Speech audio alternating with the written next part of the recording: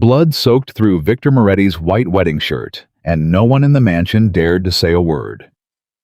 Elena Parker was the only person who noticed. She dropped the tray in her hands, crossed the hallway in 3 steps, and pressed her palm against his side before his own guards could stop her. "Someone closed this wound wrong," she said loud enough for the whole corridor to hear. 60 seconds before he was supposed to marry a stranger to save an empire, the most feared man in Chicago looked at a maid nobody had ever noticed, and for the first time in his life, he did not know what to do. Before the story begins, hit subscribe so you don't miss a single part of what happens next, and leave a comment telling me which city you're watching from tonight. I want to see how far this story travels. Now let's begin. The Moretti mansion had never looked so alive. White roses climbed every railing. Waitstaff moved through the halls with silver trays balanced on gloved hands. Somewhere below, a string quartet tuned their instruments for a ceremony that would end 40 years of bloodshed between 2 families. Everyone in the building understood the stakes of the day, even the people who were paid only to carry napkins and pour champagne. Victor Moretti stood in front of a mirror in his private study, buttoning the last button of a jacket that cost more than most of his staff earned in a year. His face gave away nothing. It never did. At 39, he had built an empire out of silence and fear, and today he was about to trade the last piece of his freedom for peace. "The Romanos are already seated," said Adrian Cole, stepping into the room without knocking. Adrian had been at Victor's side for 18 years, first as a soldier, then as an advisor, then as the only man Victor trusted with the numbers no one else was allowed to see. "Don Romano wants the ceremony to start on time. He's already asking questions." "Let him ask," Victor said. "Victor." Adrian's voice dropped lower. "This alliance is the only thing standing between us and a war we cannot win. You know that better than anyone." Victor's jaw tightened. He reached for his cufflinks, and a flash of pain shot through his side so sharp that his hand froze midair. He forced his expression back into place before Adrian could see it. "I'm aware of what's at stake," Victor said. "Tell them 5 more minutes." Adrian studied him a moment too long before nodding and stepping out. The moment the door closed, Victor exhaled and gripped the edge of the desk. Sweat had begun to form along his hairline, though the room was cool.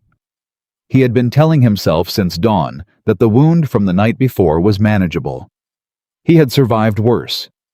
He had survived being shot twice in his 20s, stabbed once in a warehouse in his 30s, and beaten nearly to death by men his own father had hired to test his loyalty. He was not going to let a wedding be the thing that finally broke him. Downstairs in a service hallway crowded with catering staff, Elena Parker adjusted the collar of her uniform and tried not to think about the number in her bank account. "You look like you're about to throw up," whispered Carla, a fellow maid who had worked at the Moretti estate for 6 years and had learned exactly how to disappear into a room without drawing attention. "First big event." "First event this big," Elena admitted. "I need this job, Carla. I really need it. Everyone needs this job. You don't talk about needing things in this house. You just do the work and you leave before anyone remembers your face." Elena nodded, though her mind was somewhere else entirely. It was with her younger brother Tommy, 12 years old, currently home alone with a whistle in his chest that had been getting worse for weeks. His inhaler was almost empty. The refill cost more than she had. This one shift, this one wedding would cover it, and then some if she didn't make a single mistake. She had lost her parents 4 years earlier in a car accident that took everything from her except a set of second-hand medical books that had belonged to her grandmother, a woman who had worked as a field nurse decades before Elena was even born. Elena had read those books cover to cover more times than she could count, not because she wanted to be a nurse, but because after her parents died, learning how to keep people alive felt like the only kind of control she had left. "Parker!" A voice barked from the end of the hallway. It was Marco, one of Victor's senior guards, a broad man with a clipboard and no patience. "You're assigned to the East Wing, groom's private study. Make sure the room is set before the ceremony starts. Do not speak to Mr. Moretti unless he speaks to you first. Do you understand?" "Yes, sir." "I mean it. Do not speak to him. Elena nodded and hurried down the hall, her heart pounding harder than the assignment should have warranted. She told herself it was nerves about the job, nothing more. She was wrong. The East Wing was quiet compared to the chaos downstairs, the noise of the string quartet fading into a low hum behind thick walls. Elena reached the study door, knocked twice as she had been trained to do, and when no answer came, she eased it open just enough to check if the room was ready. That was when she saw it. A folded jacket lay across the back of a chair, the one Victor had worn the night before, according to the staff schedule she had memorized. Along the inner lining, dark red had soaked through the fabric in a shape too wide and too deep to be anything but blood. A lot of it. Elena's breath caught. She stepped closer, telling herself there had to be an explanation, a nosebleed, a kitchen accident, anything ordinary. But then she noticed the small stained cloths shoved into the wastebasket beside the desk and the faint copper smell that clung to the room no amount of cologne could cover. The door behind her opened. Victor Moretti walked in one hand pressed lightly against his side in a way he clearly thought no one would notice. He stopped the instant he saw her standing there holding his jacket. "Who let you in here?" he said. His voice was flat dangerous in its calmness. Elena's mouth went dry, but her hands did not shake. She had spent years learning not to shake in front of fear. "I was told to prepare the room, sir." "Then prepare it and go." "Sir, this jacket." "Put it down. There's blood on it, a lot of blood." Victor crossed the room in 2 strides and pulled the jacket from her hands so fast that Elena stumbled backward. His eyes, dark and unreadable a moment ago, had gone sharp with something close to warning. "You didn't see anything," he said. "I saw enough to know you're hurt." "That's not your concern." "With respect, sir, it should be someone's concern." Victor stared at her, the way a man stares at something he has never encountered before. A person speaking to him without fear in her voice. Nobody spoke to him that way. Not his soldiers, not his advisors, not even Isabella Romano, the woman he was about to marry. Before he could respond, the door opened again and Marco stepped in, his face draining of color when he saw Elena standing near the desk. "Park her out. Now." "She's fine," Victor said, surprising them both. "Get Dr. Bennett. Tell him to come quietly." "Sir, the ceremony starts in 20 minutes. "I know what time it is." Victor's voice sharpened enough that Marco flinched and left without another word. Elena stood frozen, uncertain whether she had just been given permission to stay or simply forgotten in the middle of a crisis. Victor lowered himself into the chair behind the desk. The movement stiff controlled the kind of careful motion a man makes when he's hiding exactly how much pain he's in. A few minutes later, Dr. Bennett arrived, a nervous man in his 50s who avoided eye contact with everyone in the room, including his patient. "Let me see it," Elena said before the doctor could even open his bag. "Excuse me." Dr. Bennett blinked at her. "The wound. Whoever closed it did it wrong. I want to see it before this gets worse." "You are a maid," Dr. Bennett said, glancing nervously at Victor. "This isn't your place. Then tell him the truth about what happens if that wound reopens during a 2-hour ceremony." Elena shot back. "Tell him what internal bleeding looks like when it's ignored for hours in front of 300 guests." The room went silent. Dr. Bennett's hands trembled slightly as he reached for his bag. "She's not wrong," he admitted quietly. "I told him this morning the stitches needed to be redone properly in a hospital under real supervision. He said there wasn't time." "There isn't," Victor said through clenched teeth. "Then make time," Elena said, "because a man who bleeds out at his own wedding doesn't get a second chance to fix his mistake." Victor's eyes locked onto hers, searching for the fear that should have been there and finding none. "Who are you?" he asked, quieter this time. "Elena Parker." "You work for me." "For the day, yes. And you think you can speak to me like this because someone has to," Elena said. "Everyone in this house is too afraid to tell you the truth. I'm not." For a long moment, nobody moved. Then Victor let out a breath that sounded almost like disbelief and gestured toward the wound hidden beneath his shirt. "Fine," he said. "Look at it." Dr. Bennett stepped forward to assist, but his hands were shaking too badly to be useful, and both he and Elena knew it. Elena set her jaw, rolled up her sleeves despite every rule she had been given about not touching anything that wasn't part of her job, and knelt beside the chair. What she saw made her stomach turn. The wound along Victor's ribs had been closed in a hurry. Sloppy stitches pulled too tight in some places and too loose in others, already showing signs of infection at the edges. It was deeper than a defensive wound from a struggle, and the angle was wrong. "This wasn't self-defense," Elena said quietly, almost to herself. "What did you say?" Victor asked. Elena looked up at him. "This cut, it's precise. Whoever did this to you knew exactly where to aim to cause maximum damage without killing you instantly. That's not panic, that's skill." Victor's expression shifted, the calculated calmness cracking for just a second. "You're saying this was intentional. I'm saying whoever did this wasn't trying to kill you in a fight.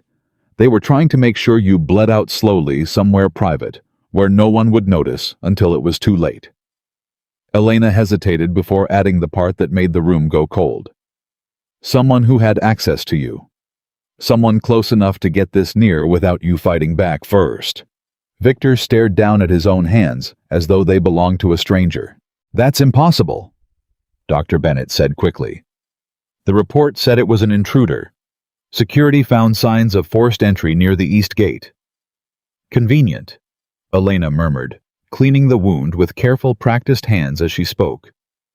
"A forced entry that just happens to lead straight to your private hallway on the one night before your wedding, when your guard was already stretched thin because of the ceremony preparations." Victor's hand shot out and caught her wrist, not violently, but firm enough to stop her mid-motion.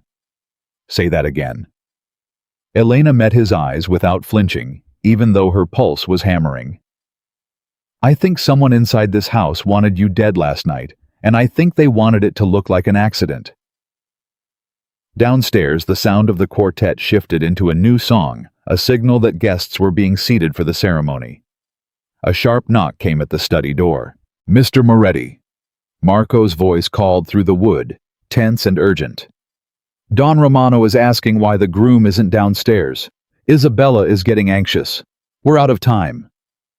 Victor released Elena's wrist and pressed his palm flat against his ribs, breathing through what was clearly a fresh wave of pain. "Tell them 5 more minutes." He called back, his voice steady despite everything. "Sir, we've already used 5 minutes twice." "Then use it a 3rd time." Marco didn't answer, but his footsteps retreated down the hall.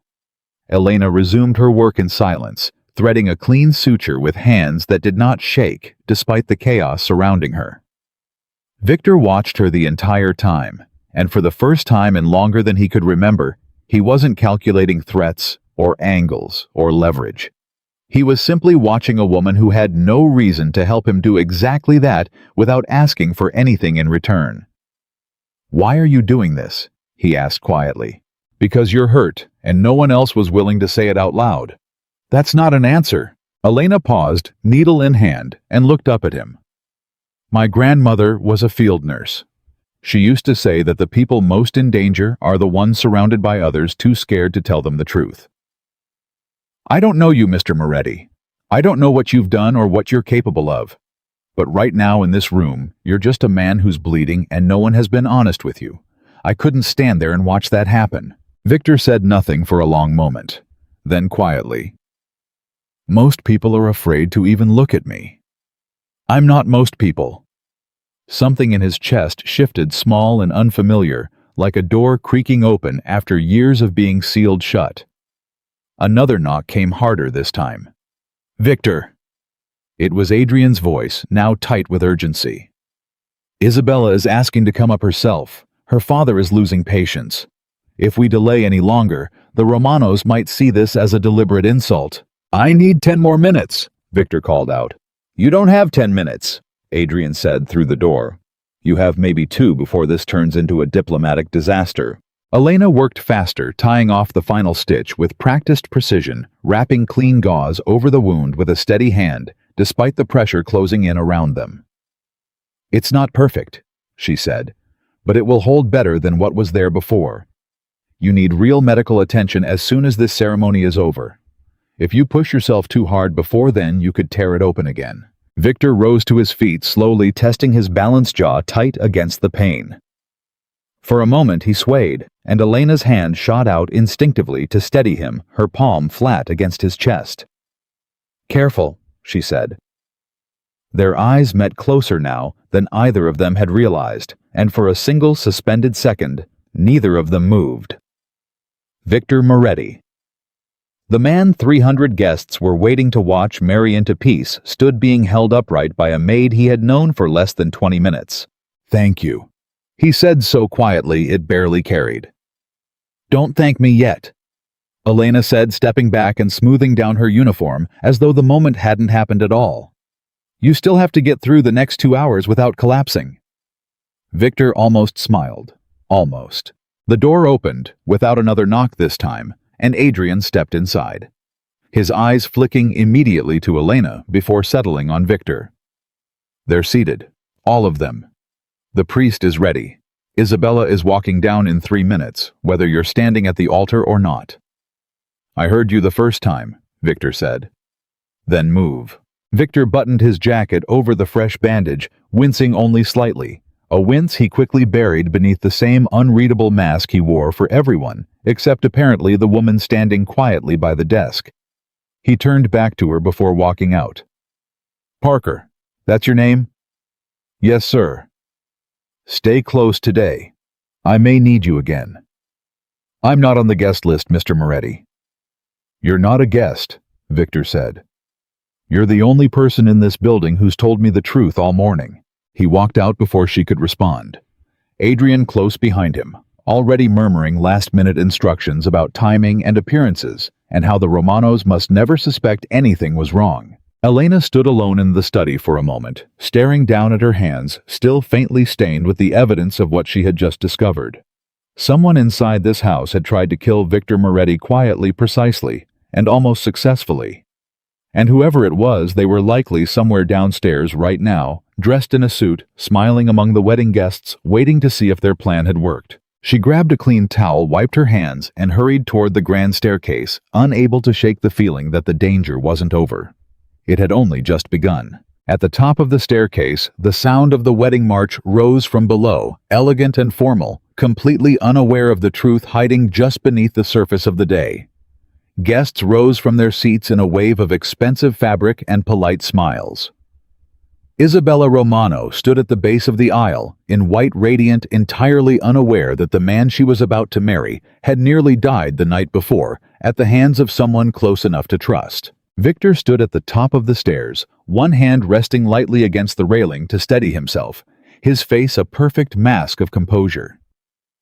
Adrian stood just behind him, murmuring something about timing, about appearances, about the importance of the next 10 minutes for the future of the entire organization. Victor's eyes drifted almost involuntarily toward the service hallway, where Elena had disappeared moments before, carrying with her the only honest words anyone had spoken to him in years. Someone inside this house had tried to end his life. Someone he likely trusted.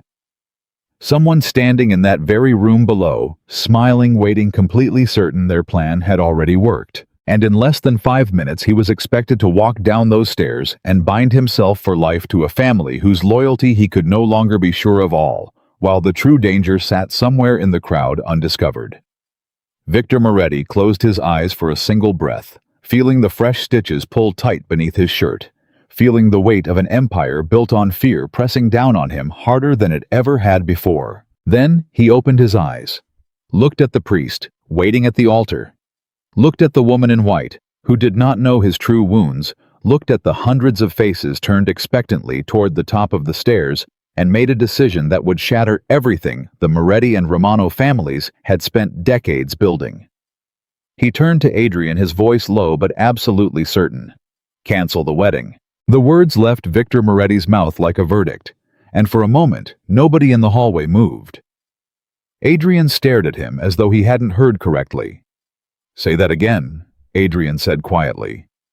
"You heard me. Cancel it." Victor, there are 300 people in that room. Don Romano is sitting in the front row right now. You cannot walk down there and tell him his daughter is being left at the altar. I'm not leaving her at the altar, Victor said, his voice low and controlled, even as his pulse hammered against the fresh stitches beneath his shirt. I'm ending an arrangement that was built on a lie I only discovered an hour ago. What lie?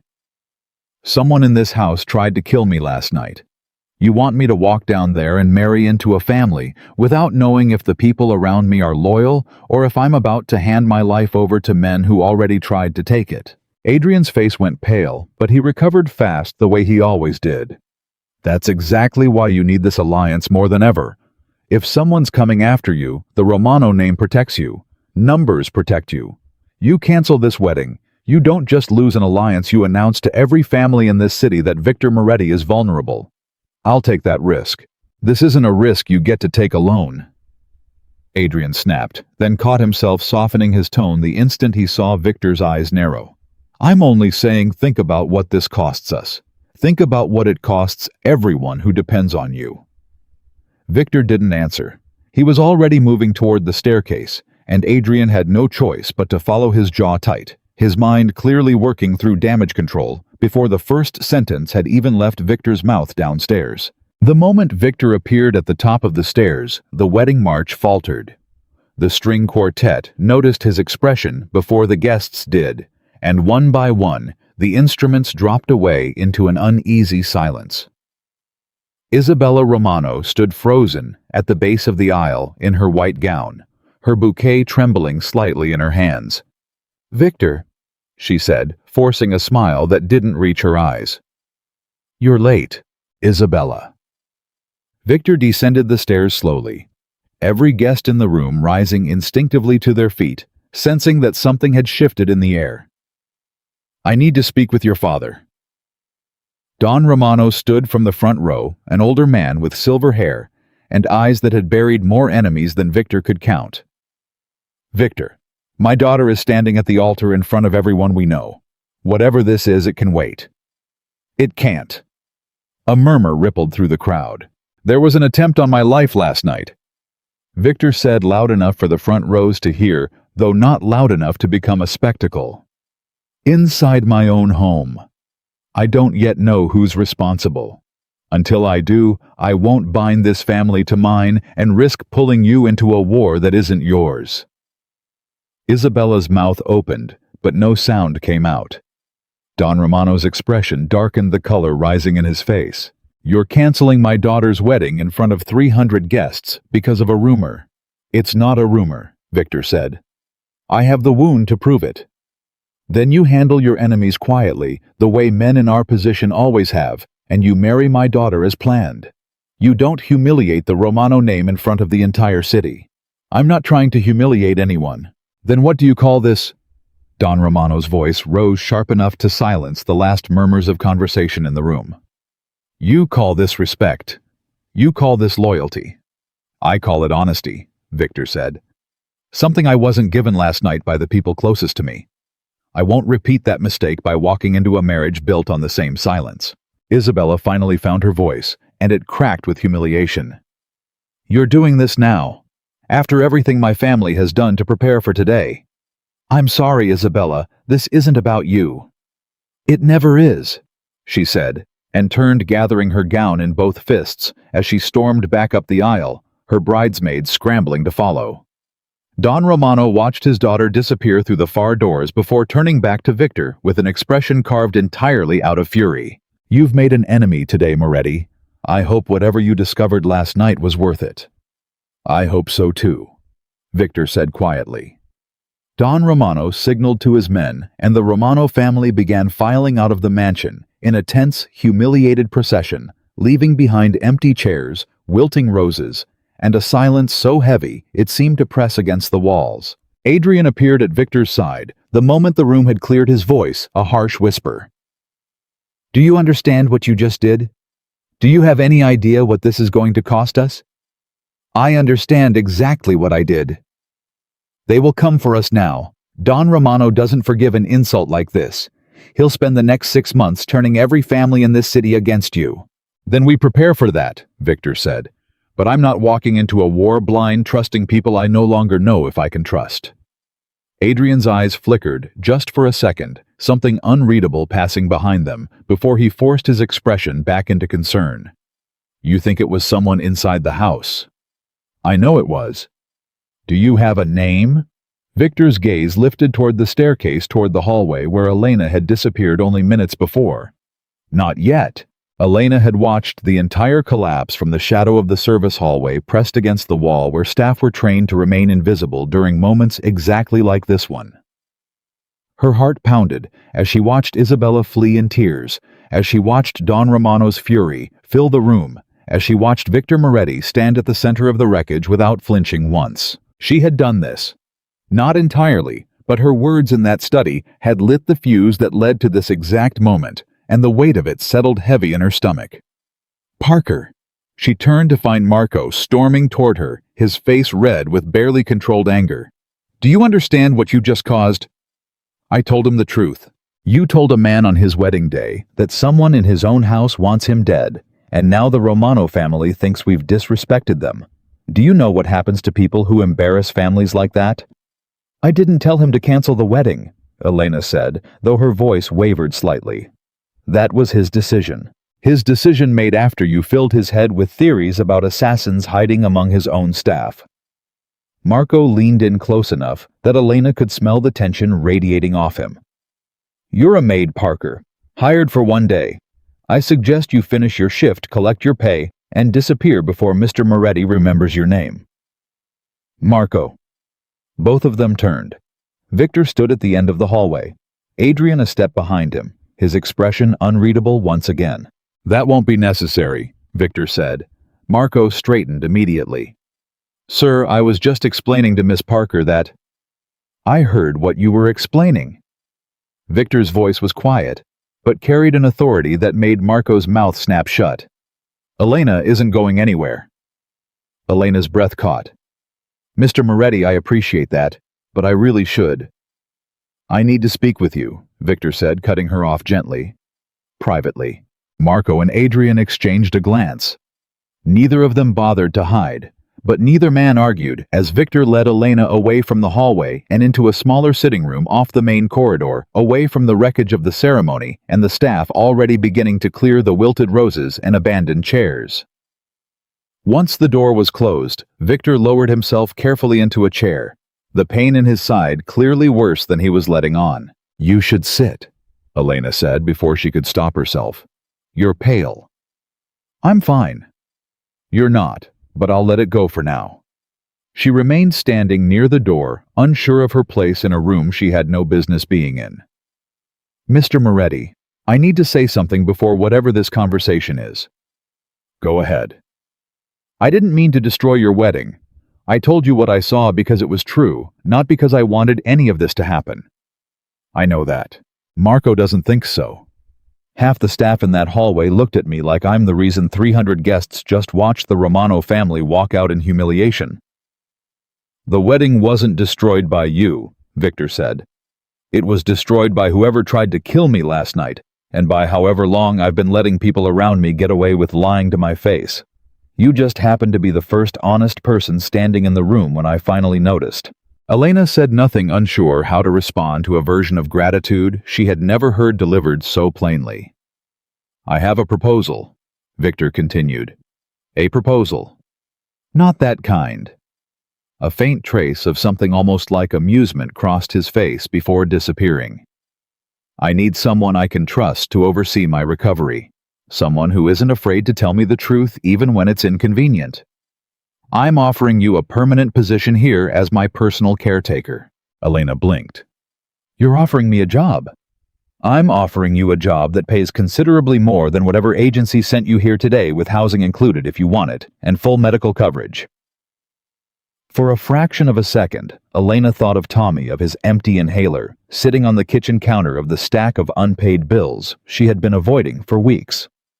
The offer landed in her chest like something too good to be real. Why me? She asked instead of answering. You don't know anything about me. I know you were the only person in this house willing to tell me I was bleeding to death instead of pretending not to notice. That tells me more than most people learn about each other in years. I have a younger brother, Elena said slowly. I can't just move into your mansion and disappear from his life. I'm not asking you to disappear. Bring him if that's what it takes. You don't even know what you're offering. I'm offering whatever it takes to keep the first honest person I've met in years close enough to keep being honest with me. Elena studied him carefully, searching his face for the manipulation she was certain had to be hiding somewhere beneath the offer. She had grown up learning that nothing given freely came without a price eventually collected. But there was something in Victor's expression that didn't match the calculated coldness she had expected from a man of his reputation. He looked more than anything exhausted.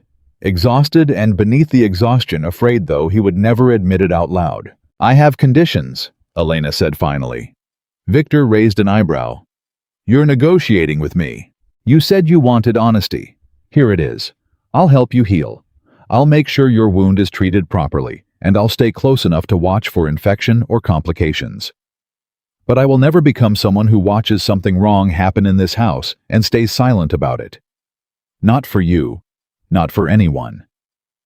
If that's a problem, tell me now and I'll walk out of this room and you'll never see me again. The room fell silent. Behind the closed door, Elena could hear the faint sound of staff clearing away the last remnants of the wedding. China clinking footsteps, hurrying back and forth, an entire event being erased in real time. Agreed, Victor said. Just like that. Just like that. You don't strike me as a man who agrees to conditions easily. I'm not, Victor admitted. But I've spent 19 years surrounded by people who tell me what I want to hear. I'm tired of it. If you're the only person willing to tell me the truth, then your conditions are the only ones worth agreeing to. Elena exhaled slowly, the weight of the decision settling over her. She thought of Tommy's inhaler, of the bills piling up on the kitchen table, of the fear that had been sitting in her chest for months, about how much longer she could keep both of them afloat on the wages of a temp agency that sent her wherever it pleased. And she thought, too, of the wound she had closed only an hour earlier, of the fear in Victor Moretti's eyes when he realized someone close to him wanted him dead. All right, she said. I'll stay. Something shifted in Victor's expression, subtle but unmistakable relief bleeding through the mask he wore for everyone else. Thank you, he said. Don't thank me yet. Elena replied, echoing the words she'd said to him hours earlier. You still have to survive whoever did this to you. 3 days later, Elena stood outside the small apartment she had shared with Tommy for the last 4 years. A single duffel bag packed with everything either of them owned that mattered. Tommy sat on the couch, his inhaler clutched in one hand, staring at her with the kind of skepticism only a 12-year-old could manage. You want us to move into a Mafia boss's mansion, he said flatly. He's not asking us to join anything. I'm just going to be working there, taking care of him while he recovers from an injury. An injury from what? Elena hesitated. It doesn't matter. It matters if we're moving in with him. Tommy. I'm not a little kid, Elena. I know what kind of business the Morettis run. Everyone in this city knows. Elena knelt down in front of the couch, taking her brother's hands in hers. I know this is scary. I know it doesn't make sense. But this job pays enough to get your medication refilled every month without me having to choose between that and rent. It pays enough that I can finally breathe for the first time in years. I wouldn't do this if I thought it would put you in danger. Tommy studied her for a long moment, his expression softening slightly. You really trust this guy? I don't know yet, Elena admitted. But I trust that he needs help, and I trust myself to know when something's wrong. If it ever feels unsafe, we leave. I promise you that. Tommy exhaled, glancing down at the inhaler in his hand before slipping it into his pocket. Fine. But if there's a shootout or something, I'm blaming you. Despite everything, Elena laughed, the sound surprising even herself. Deal. The mansion looked different the second time Elena walked through its doors. No longer dressed for a wedding, no longer filled with white roses and nervous string quartets, but quiet, cold, and enormous in a way that made her chest tighten. Marco met them at the entrance, his expression carefully neutral, though Elena could tell he was still deciding how much resentment to allow himself to show. "Mr. Moretti is in his study," Marco said. "He asked to see you the moment you arrived. And my brother? There's a room prepared for him near yours. One of the staff will show him the way." Tommy glanced nervously at the massive entryway at the marble floors and the high ceilings that seemed designed to make anyone standing beneath them feel small. "This place is insane," he muttered. "Stay close to whoever shows you your room," Elena told him. "I'll come find you as soon as I can." Victor's study looked exactly as it had the day of the wedding, still slightly disheveled from the events of that morning, papers stacked haphazardly across the desk.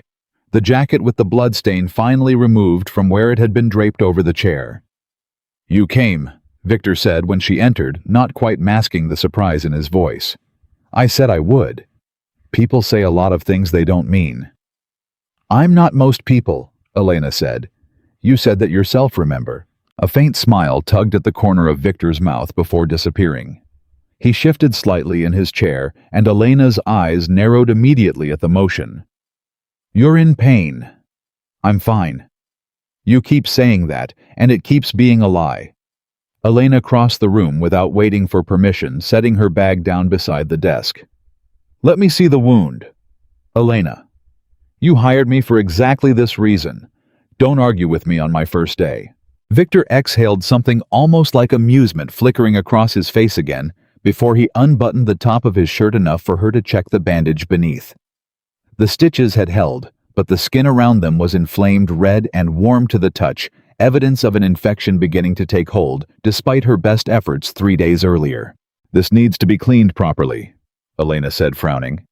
"And you need antibiotics, real ones, not whatever Dr. Bennett is too nervous to actually prescribe." "Bennett does what he's told. Bennett is terrified of you, which means he's not doing his job. If I'm going to be responsible for your recovery, I need a doctor who isn't afraid to disagree with you." "You disagree with me plenty." "Someone has to." Over the following days, Elena settled into a rhythm inside the mansion that felt, despite everything, strangely natural.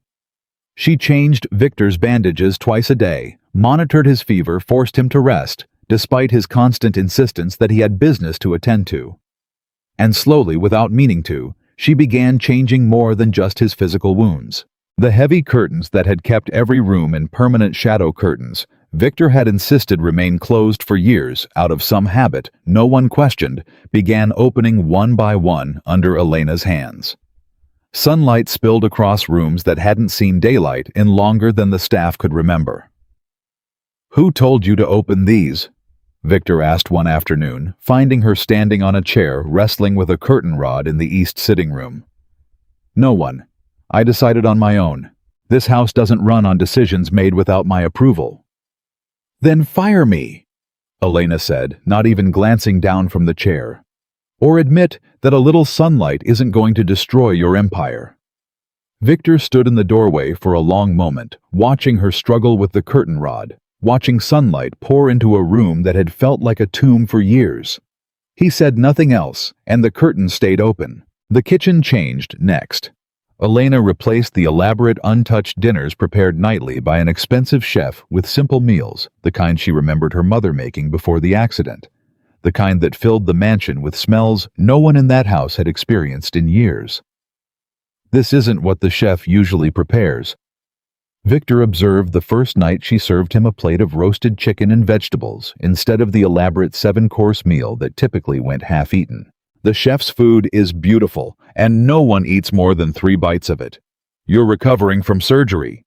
You need actual nutrition, not decoration." Victor looked down at the plate, then back up at her. Something unreadable in his expression.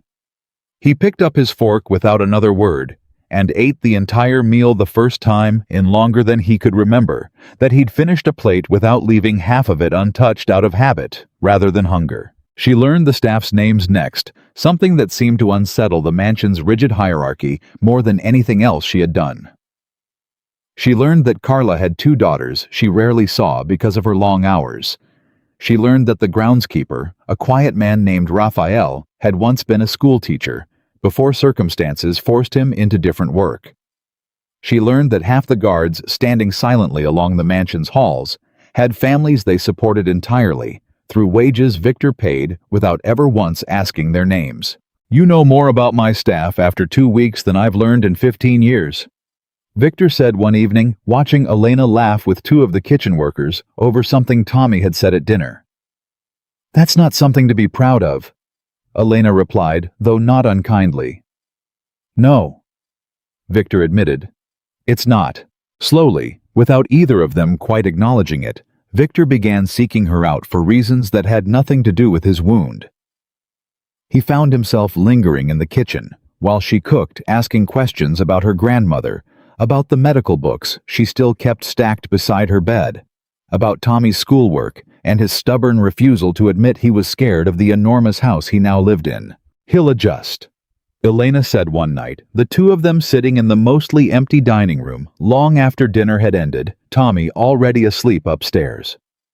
"He's tougher than he looks." "Like his sister." Elena glanced up, surprised by the observation. "I'm not tough. I'm just stubborn." That's most of what toughness is. For a moment, something passed between them that neither of them acknowledged out loud, a quiet understanding neither was ready to name. Victor looked away first, clearing his throat, reaching instead for the folder of documents he had been avoiding all evening. "You should rest," Elena said, noticing the exhaustion beginning to pull at the corners of his eyes. "I have work. You have a wound that's still healing and a body that needs sleep more than it needs whatever's in that folder. This can't wait." Something in his tone made Elena pause. "What is it?" Victor hesitated, then slid the folder across the table toward her, an act of trust that surprised them both. Inside were financial records, dense columns of numbers Elena couldn't fully interpret, but even she could see the irregularities marked in red along the margins notes in Victor's own handwriting, questioning discrepancies that had apparently been growing for months. "Someone's been moving money," Victor said quietly. "Small amounts at first, easy to overlook. But it's been happening for almost a year, funneled through accounts that only a handful of people have access to." "Who has access?" "Myself, my accountant, and Adrian." The name hung in the air between them, heavier than either of them wanted to acknowledge. "You think Adrian is stealing from you?" Elena said slowly. "I think someone close to me tried to have me killed the night before my wedding, and I think whoever did it needed access to information only a handful of people possess. Adrian has been at my side for 18 years. He knows everything about my life, my schedule, my security. If it's not him, it's someone he trusts enough to have missed." "Have you confronted him?" "Not yet. If I'm wrong, I destroy the only real family I have left. If I'm right, and I confront him carelessly, I hand him the chance to finish what he started." Elena studied the documents again, her mind working through the numbers with the same careful precision she used when reading medical charts, searching for patterns hidden beneath the surface.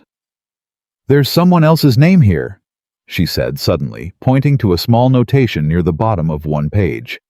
"Sarah Whitmore. Who is she?" Victor's expression darkened. "She used to work in the finance office. Left about 8 months ago." "Left or disappeared?" The question landed harder than Elena intended, and she watched something shift behind Victor's eyes. A memory surfacing that he clearly hadn't examined closely in some time. "She came to me once," Victor said slowly, claiming she'd found irregularities in the accounts. "I told her to bring the information to Adrian since he oversees that department. A week later she resigned without notice. No forwarding address. No contact since." Elena felt a chill settle over her despite the warmth of the room. "Victor, what if she didn't resign?" The silence that followed stretched long enough that the ticking of the grandfather clock in the hallway became the loudest sound in the room. Victor stared at the folder between them at the name written in his own hand months earlier. A name he had apparently allowed himself to forget the moment it became inconvenient to remember. "I need to find her," he said, finally, his voice quieter than Elena had ever heard it. "And if you can't..." Victor didn't answer, but the answer was written clearly enough across his face, in the tightening of his jaw, in the way his hand curled into a fist against the table. Somewhere in this house, or somewhere far beyond its walls, the truth about Sarah Whitmore was waiting to be uncovered, and both of them understood, without needing to say it aloud, that the man closest to Victor Moretti might be the very man who had made certain she never got the chance to tell it. The name Sarah Whitmore sat between them on the table for a long moment before Victor finally reached for his phone. "I want everything on her," he said, dialing a number Elena didn't recognize. "Employment records, forwarding address, last known contact. Everything." "Who are you calling?" "Someone who owes me a favor and knows how to find people who don't want to be found."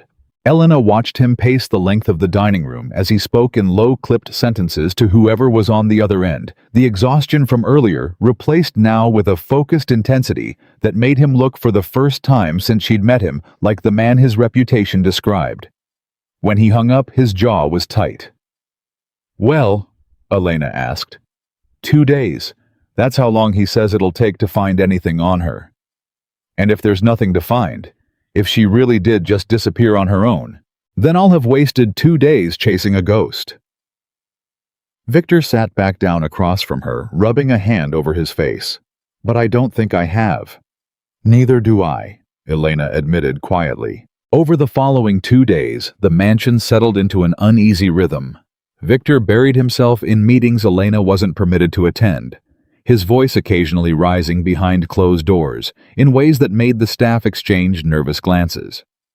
Elena kept to her routine, changing his bandages each morning and evening, watching the wound slowly begin to heal, despite the stress clearly working against his recovery. Tommy adjusted faster than either of them expected, spending his afternoons in the mansion's enormous library, a room so full of books that he'd declared it better than the public library back in their old neighborhood.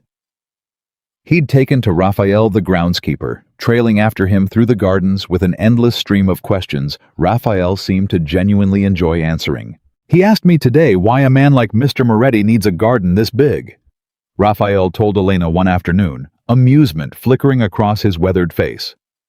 "I told him even dangerous men need something beautiful to look at." "What did he say to that?"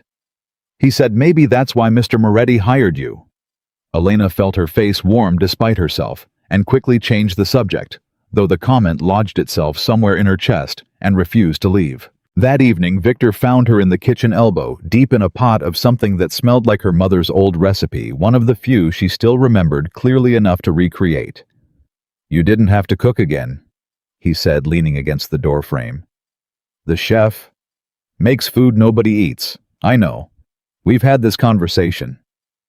"We have." A small smile tugged at his mouth, quickly suppressed, but not quickly enough that Elena didn't catch it. "My contact called. He found something." Elena set down her spoon immediately. "And?" "Sarah Whitmore never filed for unemployment. Never applied for a new job anywhere in the state. Her apartment lease was broken 8 months ago, the same week she supposedly resigned, and the fees were paid in cash by someone using her name, but the signature on the paperwork doesn't match hers." The kitchen went quiet, except for the low simmer of the pot on the stove. "Someone forged her signature," Elena said slowly. "Someone made it look like she left on her own terms, so no one would ask questions." "Victor," Elena's voice dropped, "you need to consider that she might be dead." "I've considered it." His voice was flat, controlled in a way that told Elena exactly how much effort it was taking him to keep it that way. "I've considered that I sent a woman to Adrian with evidence of financial theft, and a week later she vanished so completely that even professional investigators can't find a trace of her. You don't know for certain it was Adrian. I know he's the only person besides myself with access to those accounts. I know he handled her resignation paperwork personally, which was unusual, since that's not something he typically involves himself in. And I know that whoever attacked me the night before my wedding knew details about my private schedule that only a handful of people in this world are trusted with." Elena turned off the burner beneath the pot, the food forgotten now. "What are you going to do?" "I don't know yet. If I confront him and I'm wrong, I destroy 18 years of loyalty over a mistake. If I confront him and I'm right, he'll know you're on to him," Elena finished. And a man desperate enough to fake a resignation and attempt murder won't hesitate to finish what he started. Victor nodded once, grim. Which is why I need to be careful. I need proof before I move against him. Something undeniable. What kind of proof? The kind that doesn't exist yet, as far as I know. Victor rubbed his temple, the strain of the last 2 weeks visibly wearing on him despite his healing wound. I need access to the finance office records that predate my accountant's involvement. Adrian controls who has clearance to that archive. What if you didn't need his permission? Victor looked up at her, something sharpening in his expression. What are you suggesting? I'm suggesting that a maid moving boxes in a records room isn't exactly the kind of thing anyone questions in a house this size. Elena, if he catches you. He won't. She said it with more confidence than she entirely felt, but the determination in her voice was real. I've spent 4 years learning how to disappear into rooms full of people who don't notice maids exist. Let me use that. This isn't the same as changing my bandages. If Adrian is capable of what we think he's capable of, and he catches you going through those records, he won't hesitate to hurt you to protect himself. Then don't tell him I'm doing it, Elena said simply. You said you needed someone you could trust. Trust me with this. Victor studied her for a long moment, the war between caution and necessity playing out clearly across his face. Finally, he exhaled. The records room is on the lower level past the wine cellar. I'll get you a key. But Elena, his voice tightened. If anything feels wrong, if you see him anywhere near that hallway, you walk away. Immediately. No hesitation. I promise. It was a promise she would break within 4 days. The records room was smaller than Elena expected. Rows of locked filing cabinets lining every wall. The air thick with the smell of old paper and dust that hadn't been disturbed in years. Victor's key opened the outer door easily enough, but the cabinets themselves required a second key, one Victor admitted he hadn't used in years, and had to search his private safe to find. These predate the accountant Adrian brought on 5 years ago, Victor explained, running his fingers along the drawers. Before that, Adrian managed the books personally for almost a decade. A decade's worth of records, Elena said, eyeing the sheer volume of paperwork. This could take days. Then we start tonight. They worked in silence for the first hour, Victor sorting through ledgers with the practiced eye of a man who understood every column and code, Elena cross-referencing names and dates against the folder of irregularities they'd already identified. It was tedious eye-straining work, but slowly patterns began to emerge. Here, Victor said, suddenly pulling a ledger from deep within one drawer. Small transfers going back almost 3 years. Always under 10,000, always routed through shell accounts that dissolve within months of being created. Elena leaned over his shoulder, studying the numbers. That's not carelessness. That's someone who understands exactly how much money can move without triggering an audit. Adrian set up our auditing thresholds himself 5 years ago. He told me it was to protect us from federal scrutiny. Or to protect himself from yours. Victor's hand tightened around the ledger. 3 years. He said quietly. He's been stealing from me for 3 years, and I never once suspected him. Because you trusted him. Because he's the closest thing to family I have left. Victor's voice cracked slightly, just enough for Elena to hear the pain buried beneath the careful control. My father died when I was 17. Adrian was the one who taught me how to survive after that. How to run this organization. How to be the man everyone expected me to become. That doesn't mean he can't have changed. People aren't fixed, Victor. Not for better and not for worse. Victor said nothing, staring down at the ledger in his hands, as though it had betrayed him personally, which in a way it had. A sound echoed from the hallway outside. Footsteps slow and deliberate, growing louder as they approached the records room. Elena's heart lurched. Someone's coming, she whispered. Victor moved fast, despite his injury, sweeping the ledgers back into the drawer and pulling Elena behind a tall filing cabinet just as the door creaked open. Through the narrow gap between the cabinet and the wall, Elena watched Adrian step into the room, a flashlight in one hand, his eyes scanning the space with an alertness that told her this wasn't a casual visit. Her pulse hammered so loud she was certain he'd hear it. Adrian moved toward the exact drawer they'd just closed, running his fingers along the lock, as though checking whether it had been disturbed. Elena felt Victor go rigid beside her, his hand finding hers in the darkness, and gripping it tightly, a silent command to stay perfectly still. After a long, agonizing moment, Adrian seemed satisfied and turned to leave his flashlight beam sweeping once more across the room before the door clicked shut behind him. Neither of them moved for nearly a full minute. "He checks this room," Victor whispered, finally his voice barely audible. "He checks it to make sure no one's found what's inside. Which means he suspects someone might be looking. Which means we need to be more careful than I thought." They left the records room separately that night, staggering their departures by 20 minutes. Elena's hands still trembling from how close they'd come to being discovered.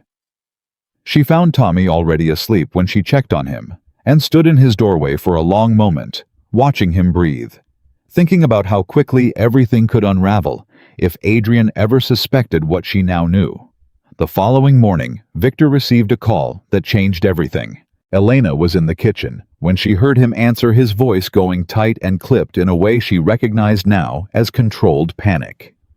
She abandoned the coffee she'd been preparing and hurried toward his study, arriving just as he ended the call, his face pale.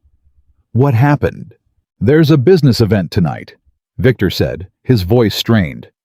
"A gathering of the city's major families hosted by the Castellanos. I was supposed to attend regardless of the wedding situation, a show of continued strength despite what happened with the Romanos. And now? Adrian just informed me security has flagged unusual activity near the venue. Increased surveillance from at least 2 families we don't have friendly relations with. You think it's a trap? I think," Victor said slowly, "that whoever tried to kill me before my wedding might try again somewhere more public. Somewhere it would be easier to explain away as violence between rival families rather than an inside job. Then don't go.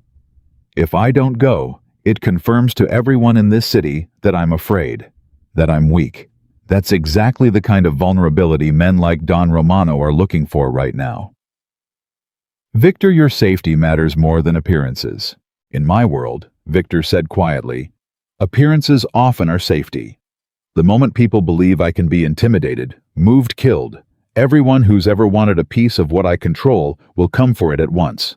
I have to go." "Then I'm coming with you." "Absolutely not." "You need someone watching your back who isn't compromised," Elena argued. "Someone who isn't Adrian." "You're not a bodyguard, Elena. You're not trained for this. I'm trained to notice things other people miss. Isn't that exactly what you hired me for?" Victor stared at her, the same expression from their first meeting crossing his face again. Disbelief mixed with something that looked almost like admiration. "This is different. This is dangerous in ways that have nothing to do with wounds and stitches." "I understand the risk. Do you?" "Because if something happens to you in that room, Elena, I don't." He stopped himself, jaw tightening, clearly surprised by the direction his own sentence had been heading. "You don't what?" Elena asked quietly.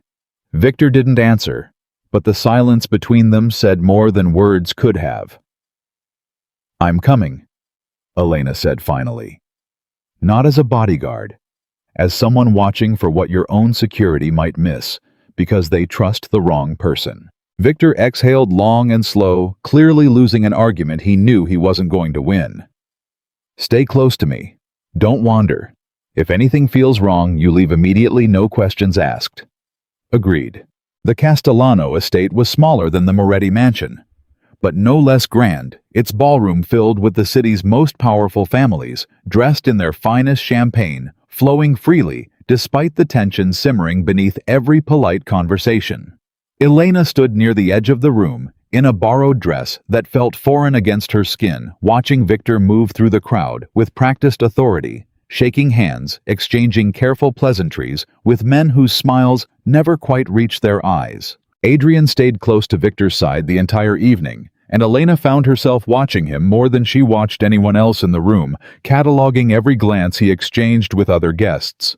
Every moment his attention drifted toward the exits, every subtle signal that might mean something more sinister than simple vigilance. "You look like you're hunting something," a voice said beside her. Elena turned to find an older woman studying her with sharp, curious eyes, a glass of champagne held loosely in one hand. "I'm just watching the room," Elena said carefully. "Everyone in this room is watching something. The question is what?" The woman extended a hand. "Camille Castellano. This is my family's home." Elena Parker. Ah, the maid who canceled Victor Moretti's wedding. Camille's lips curved into something between amusement and respect. "You've become quite the topic of conversation in certain circles." Elena's stomach tightened. "I didn't cancel anything. That was his decision. A decision inspired by you, from what I understand."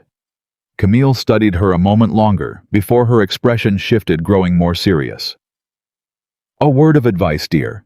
In rooms like this, the person standing closest to power is rarely the one you should be watching. It's the person standing just behind them, close enough to hear everything, trusted enough to be forgotten." Elena's eyes flicked instinctively toward Adrian, standing exactly where Camille had described, close enough to Victor to catch every word, unassuming enough that most of the room had stopped noticing him entirely. "Why are you telling me this?" Elena asked. Camille smiled faintly. "Because I've buried 2 husbands in this business, and both times the danger came from exactly the direction everyone assumed was safe." She patted Elena's arm once before disappearing back into the crowd, leaving Elena's pulse hammering with a warning she hadn't asked for but couldn't ignore. Across the room, Victor excused himself from a conversation and made his way toward the terrace doors, needing air after nearly an hour of forced diplomacy. Elena moved to follow, but a hand caught her elbow before she could take more than a few steps. "Miss Parker?" Adrian's voice was smooth, pleasant, entirely at odds with the tightness in his eyes. "I don't believe we've properly met." "Mr. Cole, you've made quite an impression on Victor, canceling weddings, reorganizing his household, digging through records that haven't been touched in years." Elena's blood ran cold. "I don't know what you mean." "Don't you?" Adrian's smile didn't waver, but something dangerous flickered behind his eyes. "The lock on the finance archive was disturbed 3 nights ago. I checked myself. Nothing missing, nothing obviously out of place, but disturbed nonetheless. Strange, isn't it, how these things happen right around the time a new employee starts asking questions about accounts that predate her employment? I'm not sure what you're accusing me of." "I'm not accusing you of anything, Miss Parker. I'm simply noting an interesting coincidence." Adrian leaned in slightly, his voice dropping low enough that only she could hear. "Victor trusts easily when someone saves his life. It's one of his few weaknesses. I'd hate to see that trust misplaced." "Is that a threat?" "It's advice," Adrian said pleasantly, straightening back up as though the conversation had been nothing more than idle small talk. "This world isn't kind to people who ask questions they don't understand the danger of asking. I'd hate for something to happen to you or to that young brother of yours simply because you got curious about things that don't concern you." The mention of Tommy sent ice through Elena's veins. "Stay away from my brother," she said, her voice low and dangerous in a way that surprised even her. "I have no intention of going anywhere near him," Adrian said smoothly, "as long as certain questions stop being asked."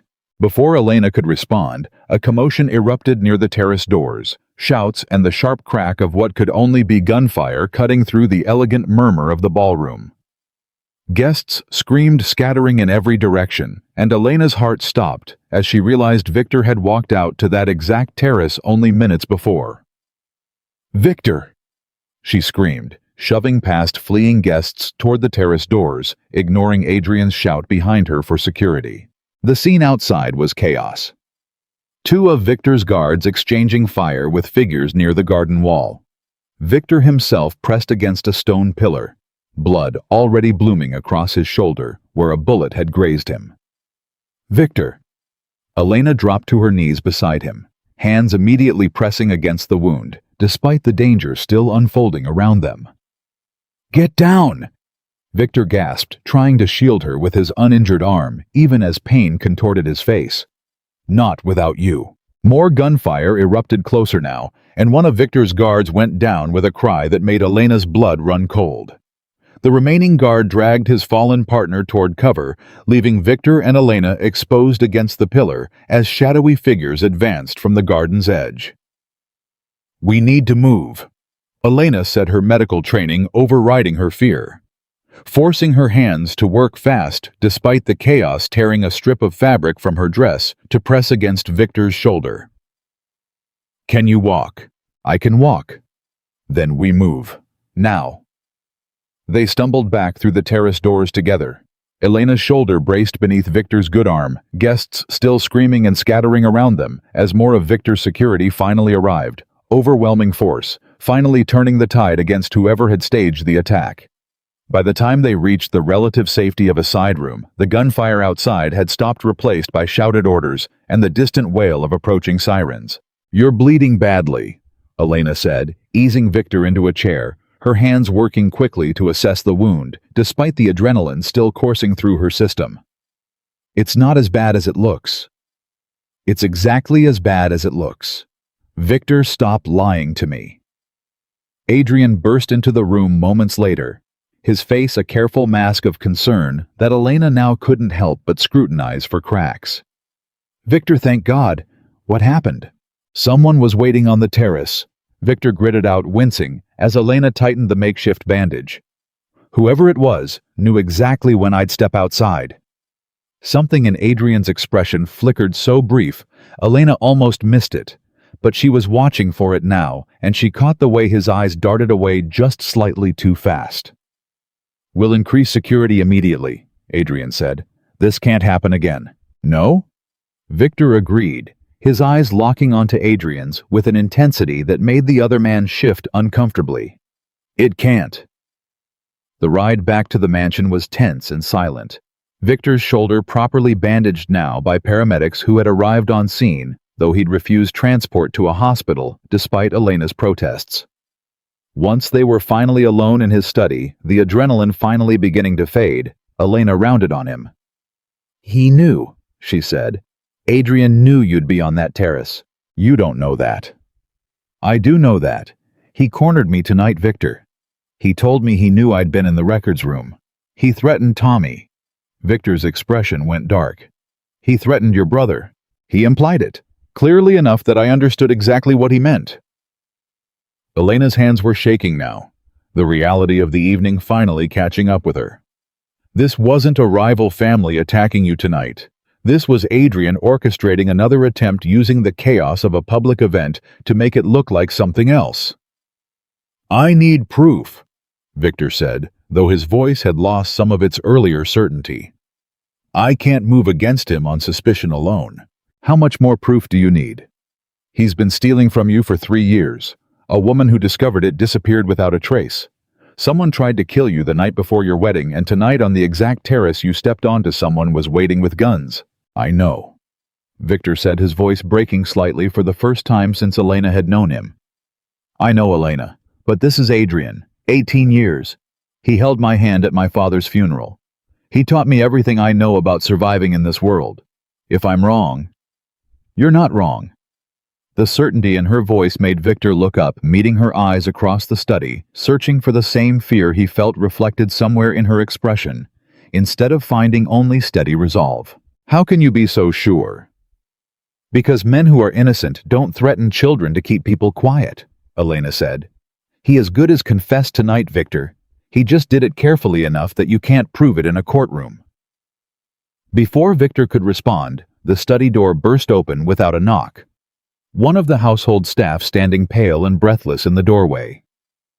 "Mr. Moretti," the young man gasped. "It's Tommy. He's gone." Elena's entire world tilted sideways. "What do you mean he's gone? His room is empty. The window's been forced open from the outside. There's..." The staff member's voice cracked.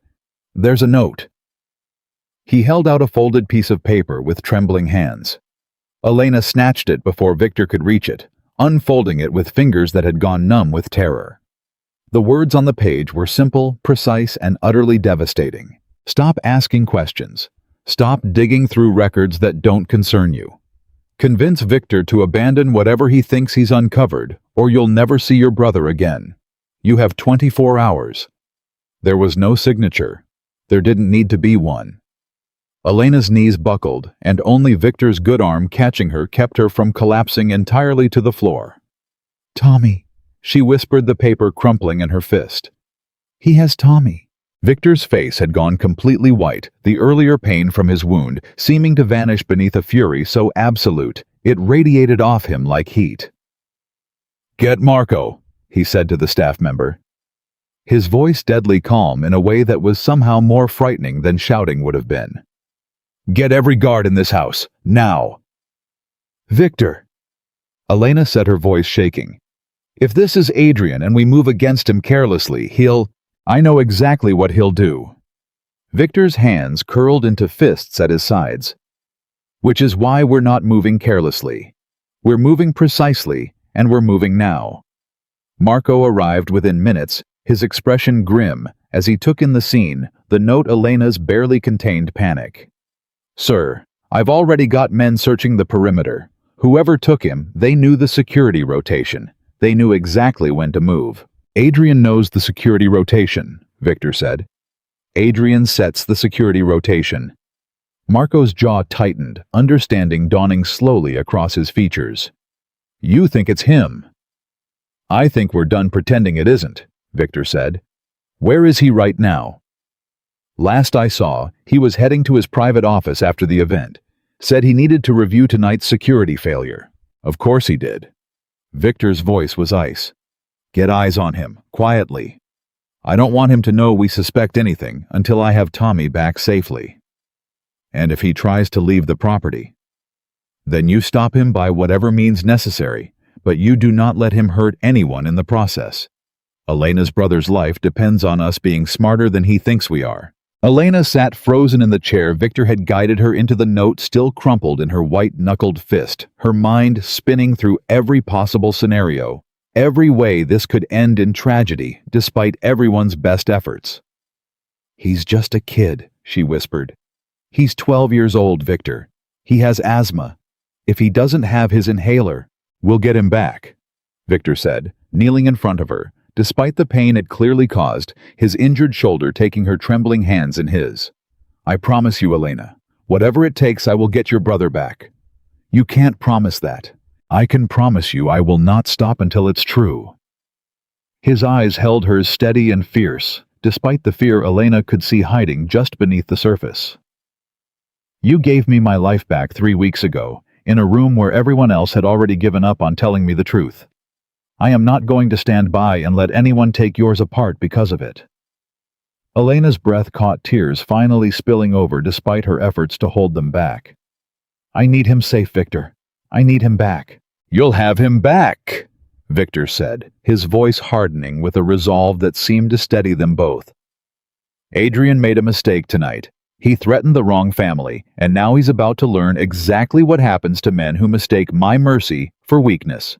Outside the study, the mansion had erupted into quiet, controlled chaos. Guards fanning out through every hallway, security footage being pulled and reviewed, phones ringing with hushed, urgent conversations. Somewhere within those walls, or somewhere far beyond them, Tommy was being held by a man who had already proven he was willing to kill to protect his secrets. And somewhere in that same mansion, Adrian Cole sat in his private office, believing his threat had bought him silence, unaware that the woman he'd underestimated and the man he'd betrayed were no longer willing to play by the rules of fear that had kept his secrets safe for 18 years. Victor rose to his feet, slowly wincing against the pain in his shoulder, his expression settling into something colder and more dangerous than Elena had seen from him since the night she'd first found the blood soaking through his wedding jacket. "It's time," he said quietly, "to end this." Marco returned within the hour, his face grim as he stepped into the study, where Victor stood staring out at the darkened grounds, Elena curled into the chair beside the desk, her eyes red but dry, now the tears having burned themselves out somewhere in the last 60 minutes. "Sir, we pulled the security footage from the West Wing," Marco said. Tommy's window, the hallway outside his room, all of it. And there's a 9-minute gap. The cameras went dark at 11:40, came back online at 11:49. Whoever did this had access to the security system itself, not just the house. Victor's jaw tightened. How many people have that kind of access? 3, Marco said quietly. You, me, and Adrian. The silence that followed confirmed what none of them wanted to say aloud. I checked his office 20 minutes ago, Marco continued. He's still there. Says he's reviewing tonight's security failure exactly like he told me before. But sir, I also checked the exterior gate logs. A car left through the service entrance at 11:52, 2 minutes after the cameras came back online. Whose car? Registered to a shell company. Same naming pattern as 3 of the accounts you and Miss Parker flagged in the records room. Elena sat up straighter, her exhaustion momentarily forgotten. He's using the same stolen money to fund this. He's using your own empire against you. Where does that road lead? Victor asked.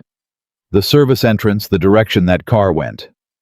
There's an old warehouse district about 20 minutes north, Marco said. Property registered under one of the same shell companies. We used to store overflow inventory there years ago before you shut down that side of the operation. Victor's eyes darkened. I remember that warehouse. So does he, Marco said. He managed the paperwork on it personally. Victor turned to Elena, and for a moment the calculated control that had carried him through the last hour cracked something raw and desperate breaking through. I need you to stay here. Absolutely not. Elena, if this goes wrong. If this goes wrong, I want to be there, Elena said, rising to her feet despite the way her legs still trembled with adrenaline and fear. That's my brother in that warehouse, Victor. I am not sitting in this house waiting for a phone call. It's dangerous. Everything about the last 3 weeks has been dangerous. I didn't run then, and I'm not running now. Her voice cracked slightly, but her resolve didn't waver. Please, don't ask me to sit here helpless while someone else decides whether my brother lives or dies. Victor studied her for a long, agonized moment, torn between the need to protect her and the understanding that she would never forgive either of them if he left her behind. Finally, he nodded once, sharp and final. You stay close to me. The instant I tell you to get down, you get down. No hesitation. Understood. Marco gathered 6 men. Quiet approach, no sirens, no warning. I want eyes on that warehouse before we move in, and I want to know exactly where Tommy is being held before anyone does anything that could get him hurt. And Adrian. Something flickered across Victor's face. Grief and fury tangled together into something almost unrecognizable. Bring him in, alive. I need to hear him say it himself. The drive to the warehouse district passed in tense silence. Elena pressed into the back seat of an armored car beside Victor, her hands clasped so tightly in her lap that her knuckles had gone white. Victor reached over at some point during the drive and covered her hands with his own, saying nothing, offering nothing except the simple, steady warmth of his presence. He's going to be scared. Elena whispered more to herself than to Victor. He's going to be so scared. He has a sister who canceled a wedding to save a stranger's life and moved into a mansion she'd never seen to protect him, Victor said quietly. He knows exactly how far you'll go for him. That has to count for something even now. Elena looked up at him. Something in his voice catching her attention despite the terror clawing at her chest. You really believe that? I believe you're the strongest person I've ever met, Victor said. And I believe your brother knows it too. The warehouse came into view a few minutes later, a hulking shape of corrugated metal and broken windows sitting at the edge of an industrial lot long since abandoned by the businesses that once surrounded it. Marco's men fanned out silently in the darkness, communicating through hand signals and low murmurs into earpieces, while Victor and Elena waited in the shadow of the car, every second stretching unbearably long. 2 guards at the front entrance, Marco reported through Victor's earpiece, his voice barely above a whisper. 1 more patrolling the east side. No sign of Adrian yet, but there's a light on in the upper office. Tommy. No visual yet. Give us 2 minutes. Those 2 minutes felt like an eternity. Elena's breath came in short, shallow bursts, her mind spinning through every terrible possibility despite her best efforts to stay calm. Victor's hand found hers again, in the darkness, grounding her just enough to keep her from falling apart entirely. "Got him." Marco's voice finally crackled through. "Lower level back room. He's tied to a chair, but sir, he's conscious. He looks all right."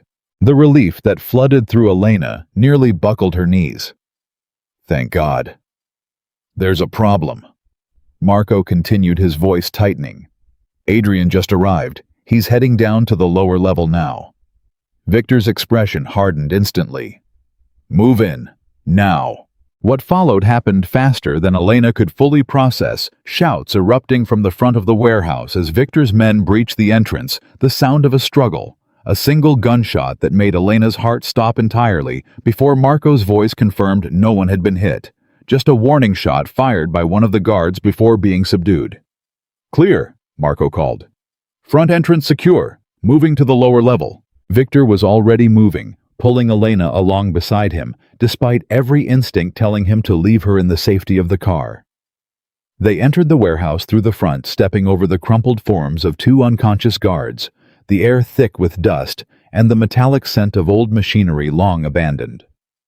A scream echoed from somewhere below them, sharp and unmistakably Tommy's voice cutting through the chaos like a blade. "Tommy!" Elena's own scream tore from her throat before she could stop it, and she broke into a run, despite Victor's shouted warning behind her, taking the stairs down into the warehouse's lower level, 2 at a time. What she found stopped her cold. Tommy sat tied to a metal chair in the center of a bare concrete room, his face pale and streaked with tears, but alive, breathing unharmed except for the terror etched across his young features. Standing beside him, a gun pressed against the boy's temple, was Adrian Cole. "That's far enough," Adrian said, his voice steady, despite the chaos that had clearly disrupted his plans. "Both of you, stay right where you are." "Adrian." Victor's voice was low, deadly calm, in a way that made the hair on Elena's arms stand on end. "Let the boy go. Let him go, Victor. Do you understand the position you've put me in?" Adrian's composure was beginning to crack, sweat beading along his hairline, despite the cool air of the warehouse. 3 years of careful work unraveled because you decided to trust a maid over the man who's protected you your entire adult life. "You threatened a child," Victor said. "You kidnapped him. You held a gun to his head. Whatever loyalty existed between us died the moment you decided that was an acceptable way to protect your secrets." "I did what was necessary," Adrian snapped. "You want to know the truth, Victor? Fine. You'll get the truth. I built half of what you claim credit for. Every deal, every alliance, every dollar this organization has ever made. I was the one calculating the risk. While you played the part of the fearsome boss, everyone was too scared to question. I was tired of building an empire for a man who thought loyalty was something owed to him simply because of his last name. So you stole from me." "I took what I'd earned," Adrian corrected. "Slowly, carefully. Enough to eventually walk away and build something of my own. Somewhere far from this city, far from your father's shadow and yours. And Sarah Whitmore." Elena's voice cut through the tension, sharp and accusing. "What did she earn, Adrian?" "A shallow grave for finding your stolen money." Something dark passed behind Adrian's eyes. She should have minded her own business. The confession, casual and cold, landed like a physical blow. Elena felt bile rise in her throat, horror at the confirmation of what they'd already suspected, but hoped desperately wasn't true. "You killed her," Victor said, his voice barely above a whisper, the last threads of hope that Adrian might somehow be innocent, finally severing completely. "I removed a problem," Adrian said. "The same way I intended to remove the wedding that threatened to bury my carefully built accounts under Romano family scrutiny. The same way I nearly removed you twice now, if your little nurse hadn't kept saving your life at exactly the wrong moments." "You tried to kill me," Victor said slowly, the pieces finally settling into their final horrifying shape. "The night before my wedding. A precise wound positioned to look like a botched assassination by a rival family. You were supposed to bleed out quietly in your study, and I was supposed to inherit control of the organization as your loyal advisor, grieving your tragic loss while quietly dismantling everything you'd built into something I actually controlled. Adrian's grip tightened on the gun still pressed against Tommy's temple, and the boy whimpered, fresh tears spilling down his cheeks. But she found you. She stopped the bleeding before it mattered. She's been ruining my plans ever since. Let him go, Elena said, her voice shaking now despite her efforts to stay strong. Please, Adrian, he's just a child. Whatever you want, whatever it takes, let him go and take it out on me instead. Elena, no, Victor said sharply. I mean it. Elena continued, stepping forward despite Victor's hand grasping for her arm. I'm the one who found the wound. I'm the one who went through the records. I'm the one who ruined your plans. Tommy has nothing to do with any of this. Adrian's eyes flicked between Elena and Victor, calculating, desperate. You're offering yourself as a trade. If that's what it takes. Elena. Tommy's voice cracked through his tears. Don't. Please don't. It's going to be okay. Elena said, her eyes never leaving Adrian's face, even as her heart shattered at the sound of her brother's fear. I promise you, Tommy, it's going to be okay. Elena, stop, Victor said, stepping between her and Adrian, his voice hardening into something absolute. This isn't happening. Adrian, you're surrounded. 6 armed men upstairs, all loyal to me, all aware of exactly what you've done. There's no version of tonight where you walk out of this warehouse with either of them. Then I suppose I have nothing left to lose, Adrian said, and something in his voice shifted, calm, dissolving into something more frantic, more dangerous. Adrian. Victor's voice softened just slightly, reaching for whatever remained of the man who had once taught him everything he knew. 18 years. You held my hand at my father's funeral. You taught me how to survive in a world that wanted me dead before I turned 20. Whatever you've become, whatever this money has twisted inside you, I know there's still a piece of the man who mentored me somewhere in there. That man wouldn't hurt a child. For a moment, something flickered in Adrian's eyes. Hesitation, the ghost of a conscience buried beneath years of resentment and greed. You don't understand what it's like, Adrian said, his voice cracking. Watching you inherit everything effortlessly, simply because of blood, while I clawed for every ounce of respect I ever earned in this organization. You were 19 years old and terrified, and I built you into what you became. And you never once considered making me an equal partner. Never once considered that maybe I deserved more than being the man standing quietly behind the throne. You're right, Victor said quietly. I never considered it. That's my failure, Adrian. I took your loyalty for granted for 18 years, and I never once thanked you the way I should have. But that failure doesn't excuse murder. It doesn't excuse threatening a child. Whatever I owed you, this isn't how you collect that debt. Adrian's hand trembled slightly against the gun, the barrel wavering just a fraction away from Tommy's temple. Elena seized the moment. Adrian, look at me, she said, her voice steady despite the terror thundering through her chest. You said it yourself. You're tired. Tired of being overlooked, tired of building something for someone else's name. This isn't who you wanted to become, is it? A man who kills a woman for finding stolen money. A man who threatens children. Shut up. You're not a monster.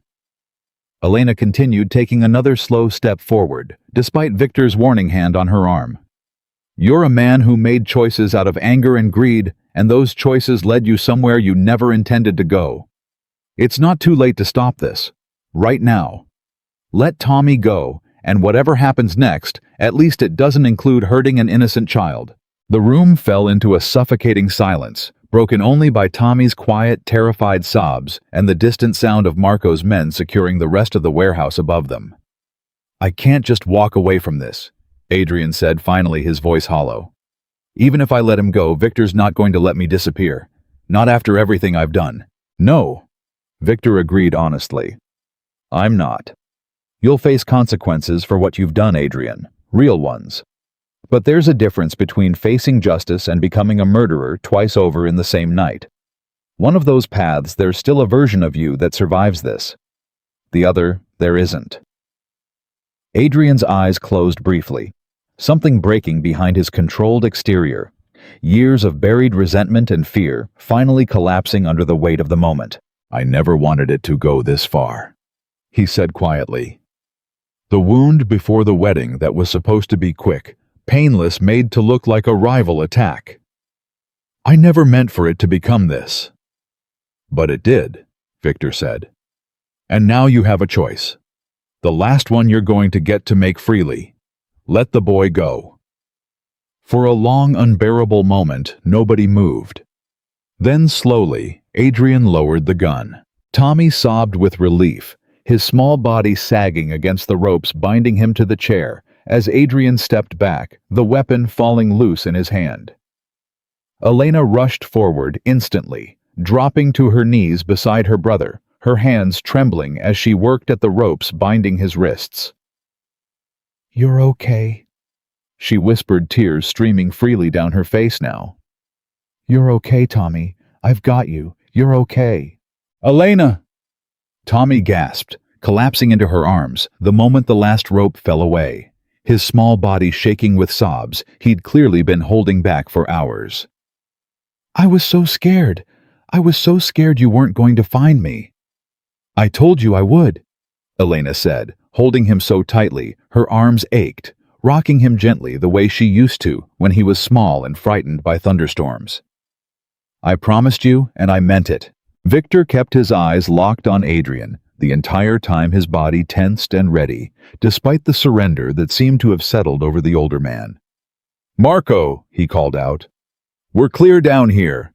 Bring men down to secure Adrian." Footsteps thundered down the stairs. Moments later, Marco and two guards flooding into the room, weapons raised until they confirmed the scene had stabilized. Adrian didn't resist, as Marco stepped forward and took the gun from his loose grip. Didn't fight as another guard secured his wrists behind his back. 18 years. Victor said quietly, staring at the man who had once been the closest thing to family he had left in the world. "I trusted you with everything, Adrian. My life, my father's legacy, and you spent 3 of those years plotting to destroy all of it." "I'm sorry," Adrian said, and for the first time all night his voice sounded genuinely broken. "I never meant to become this." "But you did," Victor said, "and now you'll answer for it." As Marco led Adrian toward the stairs, the older man paused, looking back at Victor with an expression that mixed shame and something almost like relief, as though the weight of years of secrets and violence had finally mercifully been lifted from his shoulders. "For what it's worth," Adrian said quietly, "she's a good one, Victor. The nurse. Don't let her go the way you let everyone else who ever cared about you slip away."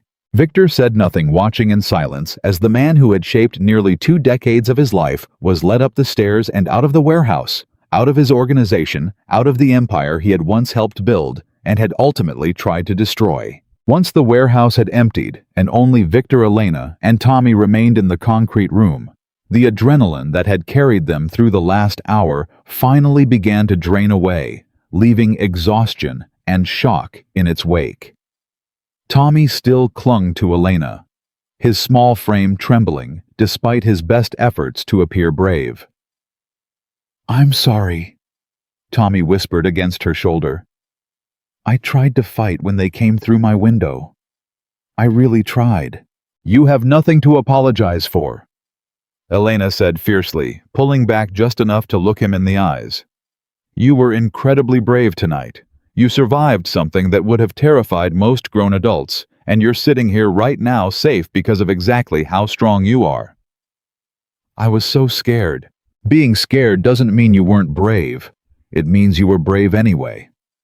Elena brushed the hair back from his damp forehead, her hands finally beginning to steady, now that he was safe in her arms. "That's what real courage is." Victor knelt down slowly beside them, wincing slightly as the movement pulled against his still healing shoulder wound. "Tommy," he said quietly, "I'm sorry this happened to you. This never should have touched your life." Tommy studied him for a moment, his young face still pale but curious, despite everything he'd just survived. "Are you the Mafia boss guy? The one Elena works for?" "I am." Elena said you needed help because you were hurt. She didn't say you'd get me kidnapped." Despite the exhaustion and trauma of the night, a startled laugh escaped Elena Sharp, and disbelieving the tension of the last several hours finally breaking just slightly under the weight of her brother's blunt honesty. Victor, to Elena's surprise, smiled faintly as well. Something soft and genuine crossing his face for just a moment. "That's fair," he said. "I promise you from tonight forward, nothing like this will ever happen to you or your sister again. That's not just a promise. That's a guarantee." "How do I know I can trust that?" "Because I just watched your sister offer herself in your place to a man holding a gun to your head," Victor said quietly. "I don't make promises lightly after watching that kind of courage. I intend to spend a very long time making sure both of you are protected." Tommy studied Victor for a long moment, something in the boy's expression shifting slightly, wariness softening into cautious acceptance. "Okay," he said finally. "But if anything like this happens again, I'm telling everyone at school that you're actually terrified of thunderstorms." Elena blinked, caught completely off guard. "Tommy, he's not—" "I'm not scared of thunderstorms," Victor said, an actual laugh escaping him now, quiet and surprised, as though the sound itself felt foreign after everything the night had put him through. "That's what someone scared of thunderstorms would say." Tommy shot back, and despite everything, despite the trauma and fear and violence of the last several hours, all three of them found themselves laughing quietly together in the aftermath of chaos. A small, fragile moment of relief in the middle of a nightmare, finally beginning to end. The drive back to the mansion passed in a different kind of silence than the one that had carried them to the warehouse exhaustion. Replacing terror, relief slowly settling into the empty spaces fear had occupied for hours. Tommy fell asleep almost immediately, his head resting against Elena's shoulder, his breathing finally even and calm for the first time since he'd been taken. "Thank you," Elena said quietly, watching the city lights pass by outside the car window. "For what you did back there, for talking him down." "I didn't do it alone," Victor said. "You're the one who convinced him. You're the one who offered to trade your life for your brother's without a second's hesitation." "I would have done it," Elena said, her voice steady despite the tears threatening to return. "Without any hesitation at all." "I know," Victor said quietly. "That's what terrified me most, standing there watching you say it." Elena turned to look at him, surprised by the raw honesty in his voice. "Victor, I've spent my entire life protecting an empire." Victor continued, his eyes fixed straight ahead, though his voice carried a weight Elena hadn't heard from him before. "Money-territory alliances built on fear and leverage. Tonight, watching you offer everything you had to save someone you love, I understood something I don't think I've ever truly understood before." "What's that?" "That none of it, none of the power or the money or the fear people have for my name, means anything at all compared to what you were willing to do for your brother tonight.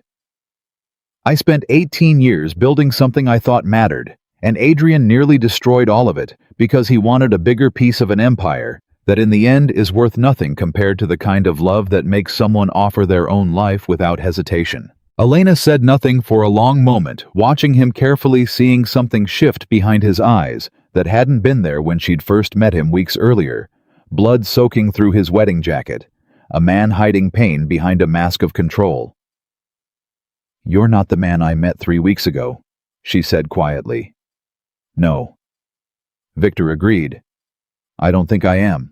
Back at the mansion, Elena carried Tommy up to his room, tucking him into bed, despite his sleepy protests that he was too old to be tucked in, watching him drift into peaceful sleep for several long minutes, before finally allowing herself to step back out into the hallway, where Victor stood waiting, still favoring his injured shoulder, exhaustion etched deeply into every line of his face. "You should let me look at that shoulder," Elena said. "It's probably bleeding again after everything tonight." "It can wait." "It really can't. Come on." She led him to the small medical room adjacent to his study, the same room where she'd treated his wound countless times over the last 3 weeks, though nothing about tonight felt like any of those previous times. Her hands worked with practiced precision as she cleaned and rebandaged the wound, but the silence between them felt different now, heavier with everything that had happened, everything that had nearly been lost. "I almost lost him tonight," Elena said quietly, her hands pausing against the bandage. "I almost lost Tommy because of decisions I made about getting involved in your world." "You didn't make Adrian into a murderer," Victor said gently. "He made himself into that long before you ever walked into my study with blood on your hands from my wound. But if I hadn't gone into those records, then Sarah Whitmore's death would have gone unanswered forever, and Adrian would still be sitting at my side right now planning whatever came next after the terrorist attack failed to kill me. You didn't create this danger, Elena. You exposed it. There's a difference even when it doesn't feel like one in moments like tonight." Elena finished securing the bandage, her hands finally steady now, though her eyes still carried the shadows of everything the last several hours had put her through. "I don't know how to thank you," she said, "for what you did tonight, for risking everything to get him back." "You don't need to thank me," Victor said. "I told you once that you were the first honest person I'd met in years. Tonight you proved you're also the bravest. Protecting the people I've come to care about isn't a debt I'm looking to collect on Elena. It's simply who I want to be now." Something passed between them in the quiet of the room, unspoken but unmistakable, the culmination of 3 weeks that had transformed both of them in ways neither had expected when Elena first walked into that wedding preparation with nothing but a tray of appetizers and a temp agency assignment. "What happens now?" Elena asked softly. "With Adrian, with everything." "Adrian will face consequences for what he's done," Victor said. "Real consequences through channels that will ensure he never hurts anyone again. As for the rest of it..." He paused, searching for the right words. "I think it's time I considered what kind of man I actually want to be. Now that the empire I spent my whole life protecting nearly cost me everyone I actually care about." Elena studied him carefully, seeing something new in his expression, a kind of quiet determination that hadn't been there when she'd first met him. "That sounds like the beginning of something," she said. "I think it might be..." Victor agreed, meeting her eyes with a warmth that hadn't existed in the calculated, guarded man she'd first encountered weeks earlier. "Whatever it is, I don't think I want to figure it out alone anymore." Outside, the first hints of dawn were beginning to break across the horizon, the long, brutal night finally giving way to morning, and for the first time since Elena had walked into that wedding preparation weeks earlier, she found herself looking toward the future with something that felt cautiously, dangerously like hope. Morning light spilled through the windows of the mansion for the first time in years without a single curtain drawn to block it, and Victor Moretti sat at his desk staring at a stack of legal documents that would determine the rest of his life. "You don't have to decide everything today," Elena said, setting a cup of coffee down beside him, the same simple gesture that had become routine over the past week, since the warehouse, since Adrian's arrest, since the night that had changed everything between them. "Actually, I do," Victor said, rubbing his eyes. "The federal prosecutor's office wants a decision on cooperation by end of week. If I testify against Adrian, if I hand over the financial records proving 3 years of embezzlement and Sarah Whitmore's murder, I'm not just ending him. I'm exposing parts of this organization that were never meant to see daylight." "Are you having second thoughts?" "No," Victor said immediately firmly. "I'm having every thought a man has when he realizes the life he built was rotten at its foundation, and the only way forward is to burn part of it down." Elena pulled a chair closer and sat across from him, studying the exhaustion etched into his face. Exhaustion that had nothing to do with his healing shoulder wound and everything to do with the weight of a decision that would reshape everything he'd known. "Tell me what you're actually afraid of," she said quietly. Victor was silent for a long moment. "That if I tear all of this down, if I cooperate fully and expose everything, I won't know who I am anymore. This empire, corrupt as it's become, is the only identity I've ever had. Then build a new one." "It's not that simple." "It's exactly that simple," Elena said. "It's just not easy. Those are different things." She reached across the desk and took his hand, the gesture natural now in a way it hadn't been weeks earlier. "You spent your whole life being feared. What if the next chapter is about being respected instead?" Victor looked down at their joined hands, something shifting behind his eyes. "Respected," You dismantled a wedding because you refused to build your future on a lie. You nearly died twice rather than let Adrian keep hurting people. You risked everything to save my brother without a second's hesitation. That's not the resume of a monster Victor. That's the resume of a man who's been fighting his whole life to become someone better, even when he didn't fully realize that's what he was doing. The office door opened before Victor could respond. Marco stepping inside with a folder tucked under his arm and an expression that suggested the morning was about to get more complicated. Sir, the prosecutor's office called again. They also want to know your position on the properties tied to the shell companies Adrian used. Turns out, 3 of them are linked to legitimate businesses, restaurants, a small trucking company employing almost 40 people who have nothing to do with any of this. Victor's brow furrowed. Adrian used real businesses as cover. Looks that way. If the Fed sees everything as part of the case, those 40 people lose their jobs overnight for a crime they had nothing to do with. Elena watched Victor's expression shift, something calculating and careful settling over his features, though not the cold calculation she remembered from their first meeting. This was different. This was a man weighing consequences that had nothing to do with power and everything to do with people. I want those businesses separated from the case, Victor said. Legally, cleanly. If they're legitimate, if the employees are innocent, I'm not going to let them get crushed because of Adrian's greed. That's going to take lawyers, Victor. Time, money. Then we spend the time and the money, Victor said. Get my attorney on the phone. I want this handled by the end of the day. Marco nodded, though something like surprise flickered across his face before he turned and left the room. Elena watched the door close behind him, then turned back to Victor with a small knowing smile.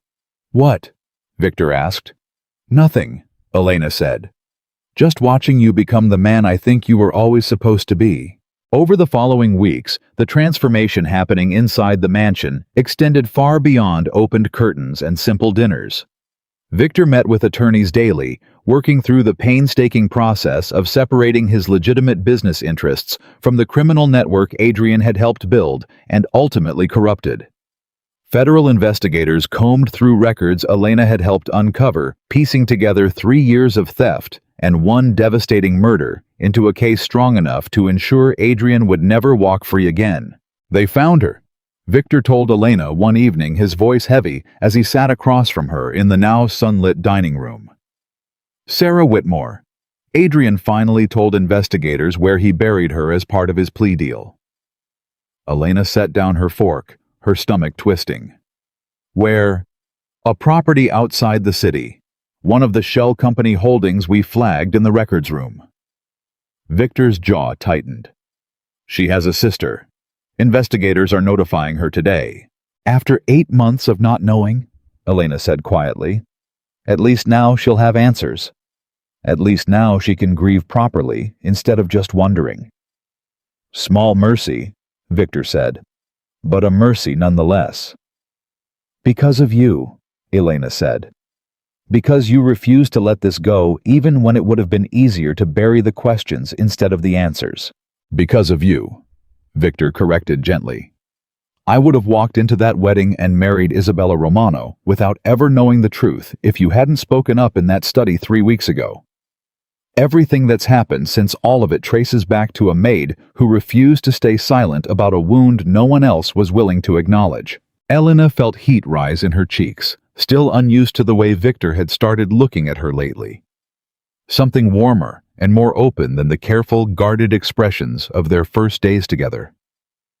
Their quiet moment was interrupted by the sound of footsteps racing down the hallway, followed by Tommy bursting into the dining room, breathless and grinning in a way Elena hadn't seen since before the kidnapping. Elena, you have to see this, he said, practically vibrating with excitement. Raphael's teaching me how to graft roses. He says by next spring we could have an entire section of the garden that's just varieties we created ourselves. That's wonderful, Tommy.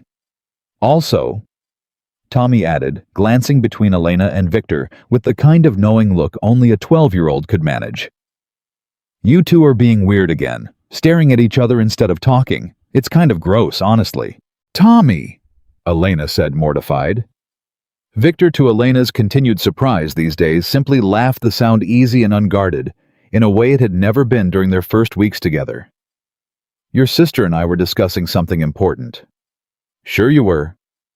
Tommy rolled his eyes with all the dramatic flair of a preteen who had definitely noticed more than he was letting on, then bounded back out of the room in search of Raphael and the roses waiting to be grafted. Once he'd disappeared, Elena buried her face in her hands, laughing, despite the heat still coloring her cheeks.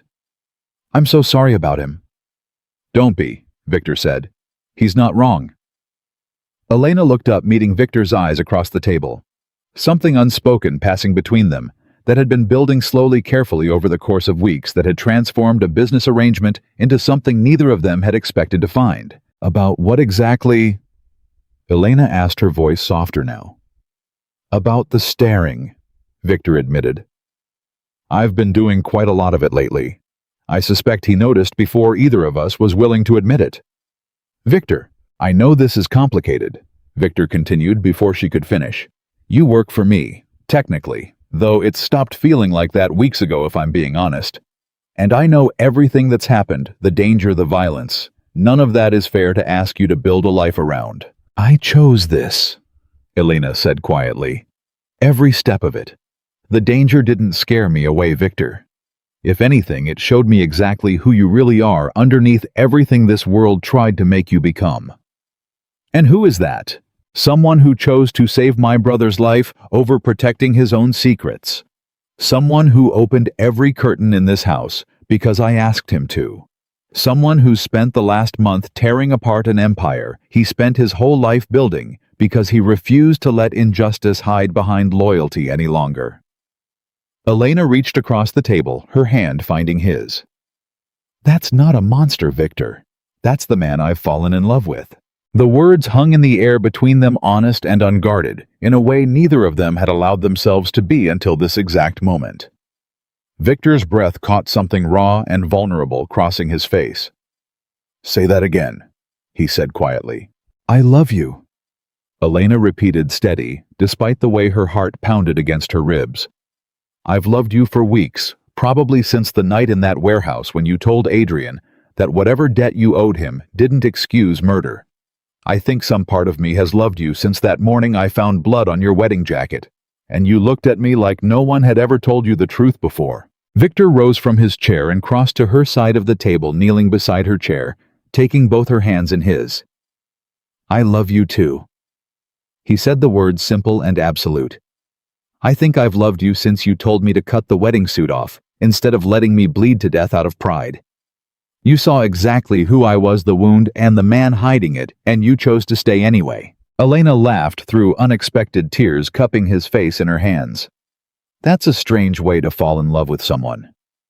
"The strangest," Victor agreed, leaning into her touch. "But I wouldn't trade a single moment of it." Their first kiss was soft, careful years of loneliness and armor finally dissolving between them into something that felt for the first time in either of their lives like coming home. The weeks that followed brought their own complications: court dates for Adrian's trial that dragged both of them through painful testimony, media attention that painted Victor's name across headlines in ways neither flattering nor entirely accurate, and the slow, difficult work of dismantling a criminal empire while trying to salvage the legitimate businesses and innocent employees caught in its wreckage. "The trial starts Monday," Victor said one evening, sitting beside Elena on the terrace where he'd nearly been shot months earlier, the space now transformed with new furniture and warm lighting that erased most memories of that violent night. "I need you to testify about the records room, about what Adrian said to you at the Castellano event." Elena's stomach tightened. "I know. I'm sorry to ask this of you." "Don't be sorry," Elena said. "Sarah Whitmore deserves justice. Tommy deserves to know the man who threatened him is never getting out to hurt anyone again. I'll testify to whatever it takes to make sure that happens." "You're remarkable," Victor said quietly. "You know that. You keep telling me that." "Because it keeps being true."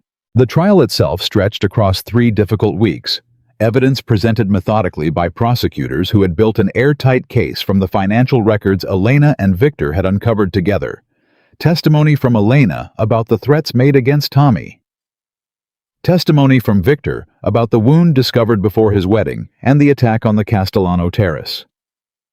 Adrian sat through it all, with the same hollow expression he'd worn in the warehouse, offering no defense beyond the plea deal that had already sealed his fate. When the verdict finally came guilty on all counts, murder in the first degree, attempted murder, embezzlement, kidnapping, the courtroom fell into a silence that felt to Elena like the final closing of a chapter that had nearly destroyed everyone she loved. Outside the courthouse, reporters swarmed with questions. Victor refused to answer beyond a brief statement prepared with his attorneys, acknowledging the tragedy of Sarah Whitmore's murder and promising continued cooperation with authorities to ensure justice for every victim of Adrian Cole's crimes. "It's over," Elena said quietly, as they finally climbed into the car, waiting to take them home, the exhaustion of 3 weeks of testimony finally catching up with both of them. "Not entirely," Victor said. "There's still the matter of rebuilding everything Adrian corrupted. But the worst of it, yes. That's finally over." Elena leaned her head against his shoulder, careful of the scar that still occasionally ached where his wound had healed months earlier. "What happens now?" "Now," Victor said, wrapping his arm around her. "We figure out what kind of life we actually want to build, instead of just surviving the one we were given." 6 months later, the Moretti mansion looked nothing like the cold, guarded fortress Elena had first walked into on the morning of a wedding that never happened. Sunlight poured through every window. The gardens Raphael and Tommy had spent months cultivating bloomed with roses in colors that had never existed until they'd created them together. The staff no longer treated as invisible extensions of the household gathered for dinners in the kitchen that had once seemed impossibly grand, and now felt simply like home. Victor had spent those months transforming what remained of his father's empire into something entirely different. Legitimate businesses built on the foundation of what had once been criminal enterprise. A foundation for a foundation, as he liked to joke, that funded scholarships for young people trying to escape the same dangerous paths that had once trapped him. Elena had returned to school, finally pursuing the nursing degree she'd always wanted, but never believed she could afford her tuition, and Tommy's education secured in ways that no longer kept her awake at night with worry. She spent her afternoons at a small community clinic. Victor had funded a project she'd designed herself to provide medical care for families who, like hers had once been, were one emergency away from crisis. "You know," Camille Castellano said one afternoon, visiting the clinic Elena now ran 3 days a week, "when I warned you about watching the person standing behind Victor at that gala, I never imagined it would end with you standing beside him instead."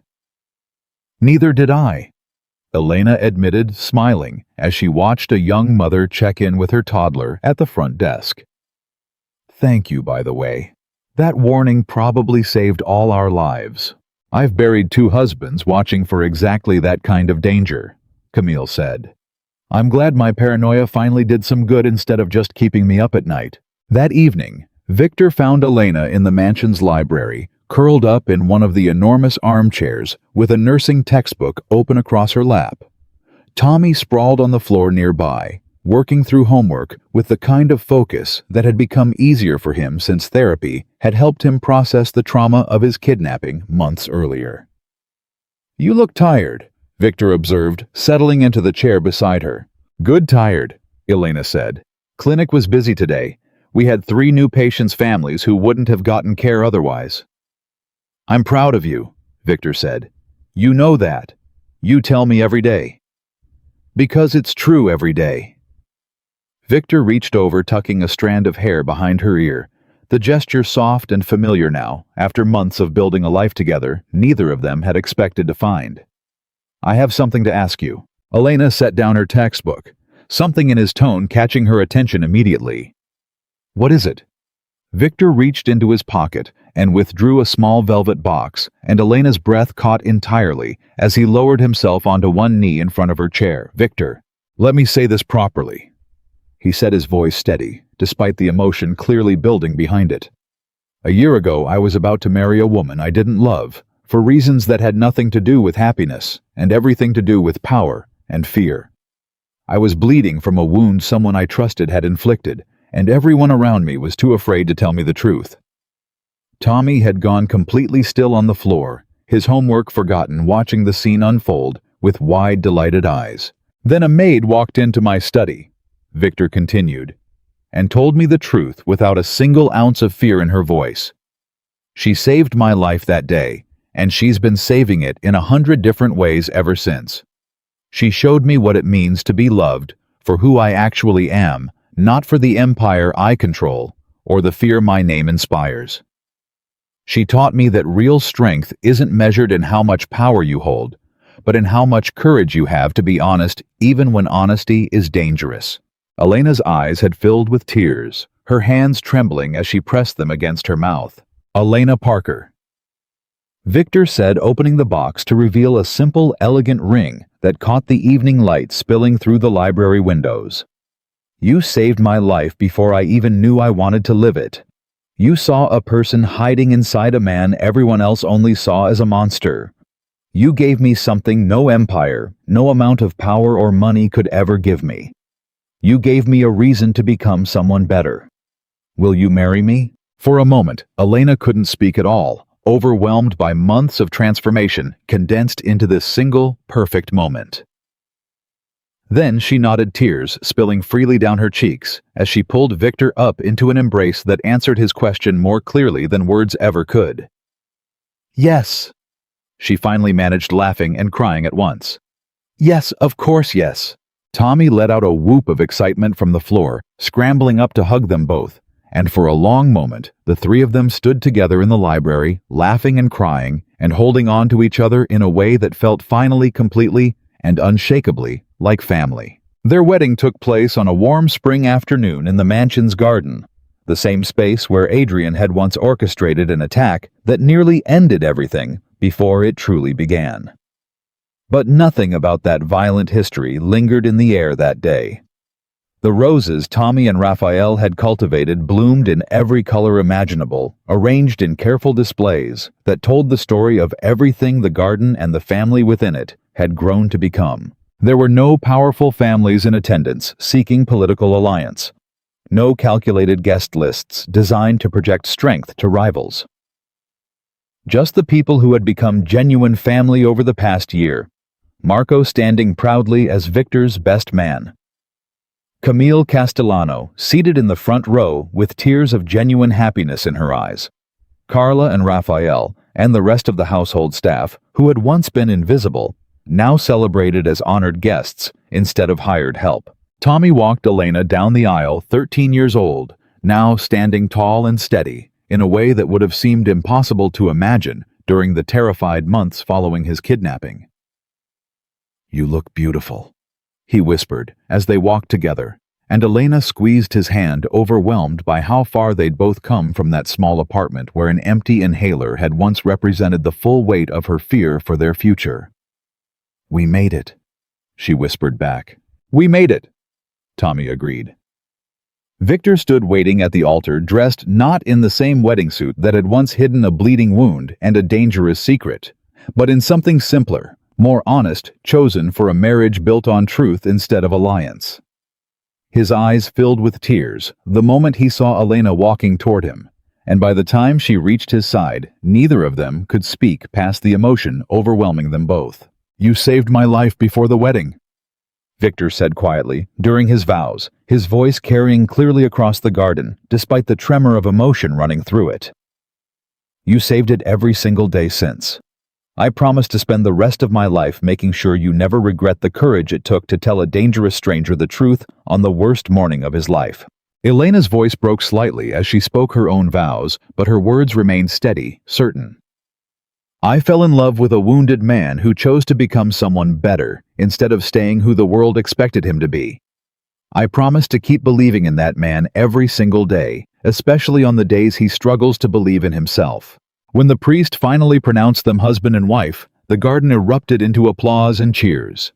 Roses scattered through the air by children too young to understand the full weight of the moment, but old enough to feel the joy radiating from everyone gathered to witness it. Later that evening, as the celebration continued around them, Victor pulled Elena aside to the same spot on the terrace where he'd once bled from a bullet wound, where Adrian's betrayal had nearly cost them everything before their story had even truly begun.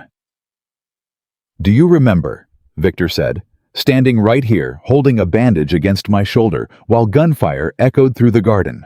"I remember being terrified I was going to lose you, before we'd even had the chance to figure out what we were to each other. And now, look at us," Victor said, gesturing toward the celebration, continuing behind them toward Tommy, dancing clumsily with Carla's daughters toward Marco, laughing with Raphael over drinks toward an entire family built from the wreckage of betrayal and violence, and transformed patiently into something unshakably strong. "We built something real," Elena said softly. "Out of all that danger and fear, we built something real." "Because you refused to stay silent," Victor said, "when everyone else around me chose fear over honesty. Because you saw a wounded man and decided he was worth saving, even when saving him meant risking everything you had." Elena reached up, cupping his face in her hands, the way she had months earlier when he'd first told her he loved her. "I'd choose you again," she said. "Every single time. No matter the danger, no matter the cost. Even knowing everything it would cost us to get here. Especially knowing that," Elena said. "Because everything we survived together is exactly what made this real. What made us real." Victor pulled her close, pressing his forehead against hers, the weight of everything they'd endured finally settling into something peaceful instead of painful, something earned instead of merely survived. "I love you," he said simply, "more than I ever believed myself capable of loving anyone." "I love you too," Elena whispered. "Forever." Above them, the first stars of evening began appearing across a sky finally clear of the storm clouds that had hung over their lives for so long. And in the garden behind them, laughter and music continued long into the night, a celebration not just of a wedding, but of survival, of transformation, of two broken people who had found in each other exactly what it meant to be whole. Because sometimes the greatest empire a person can ever build isn't made of power or fear or money carefully hidden behind locked doors. Sometimes it's simply the courage to tell the truth to a dying stranger and the willingness to let that truth change everything that comes after. And in a mansion that once stood cold and closed against the world, filled now with sunlight and laughter and roses grown from nothing but patience and love, Victor Moretti and Elena Parker proved once and for all that even the most guarded hearts can find their way home, if only someone brave enough is willing to show them the way.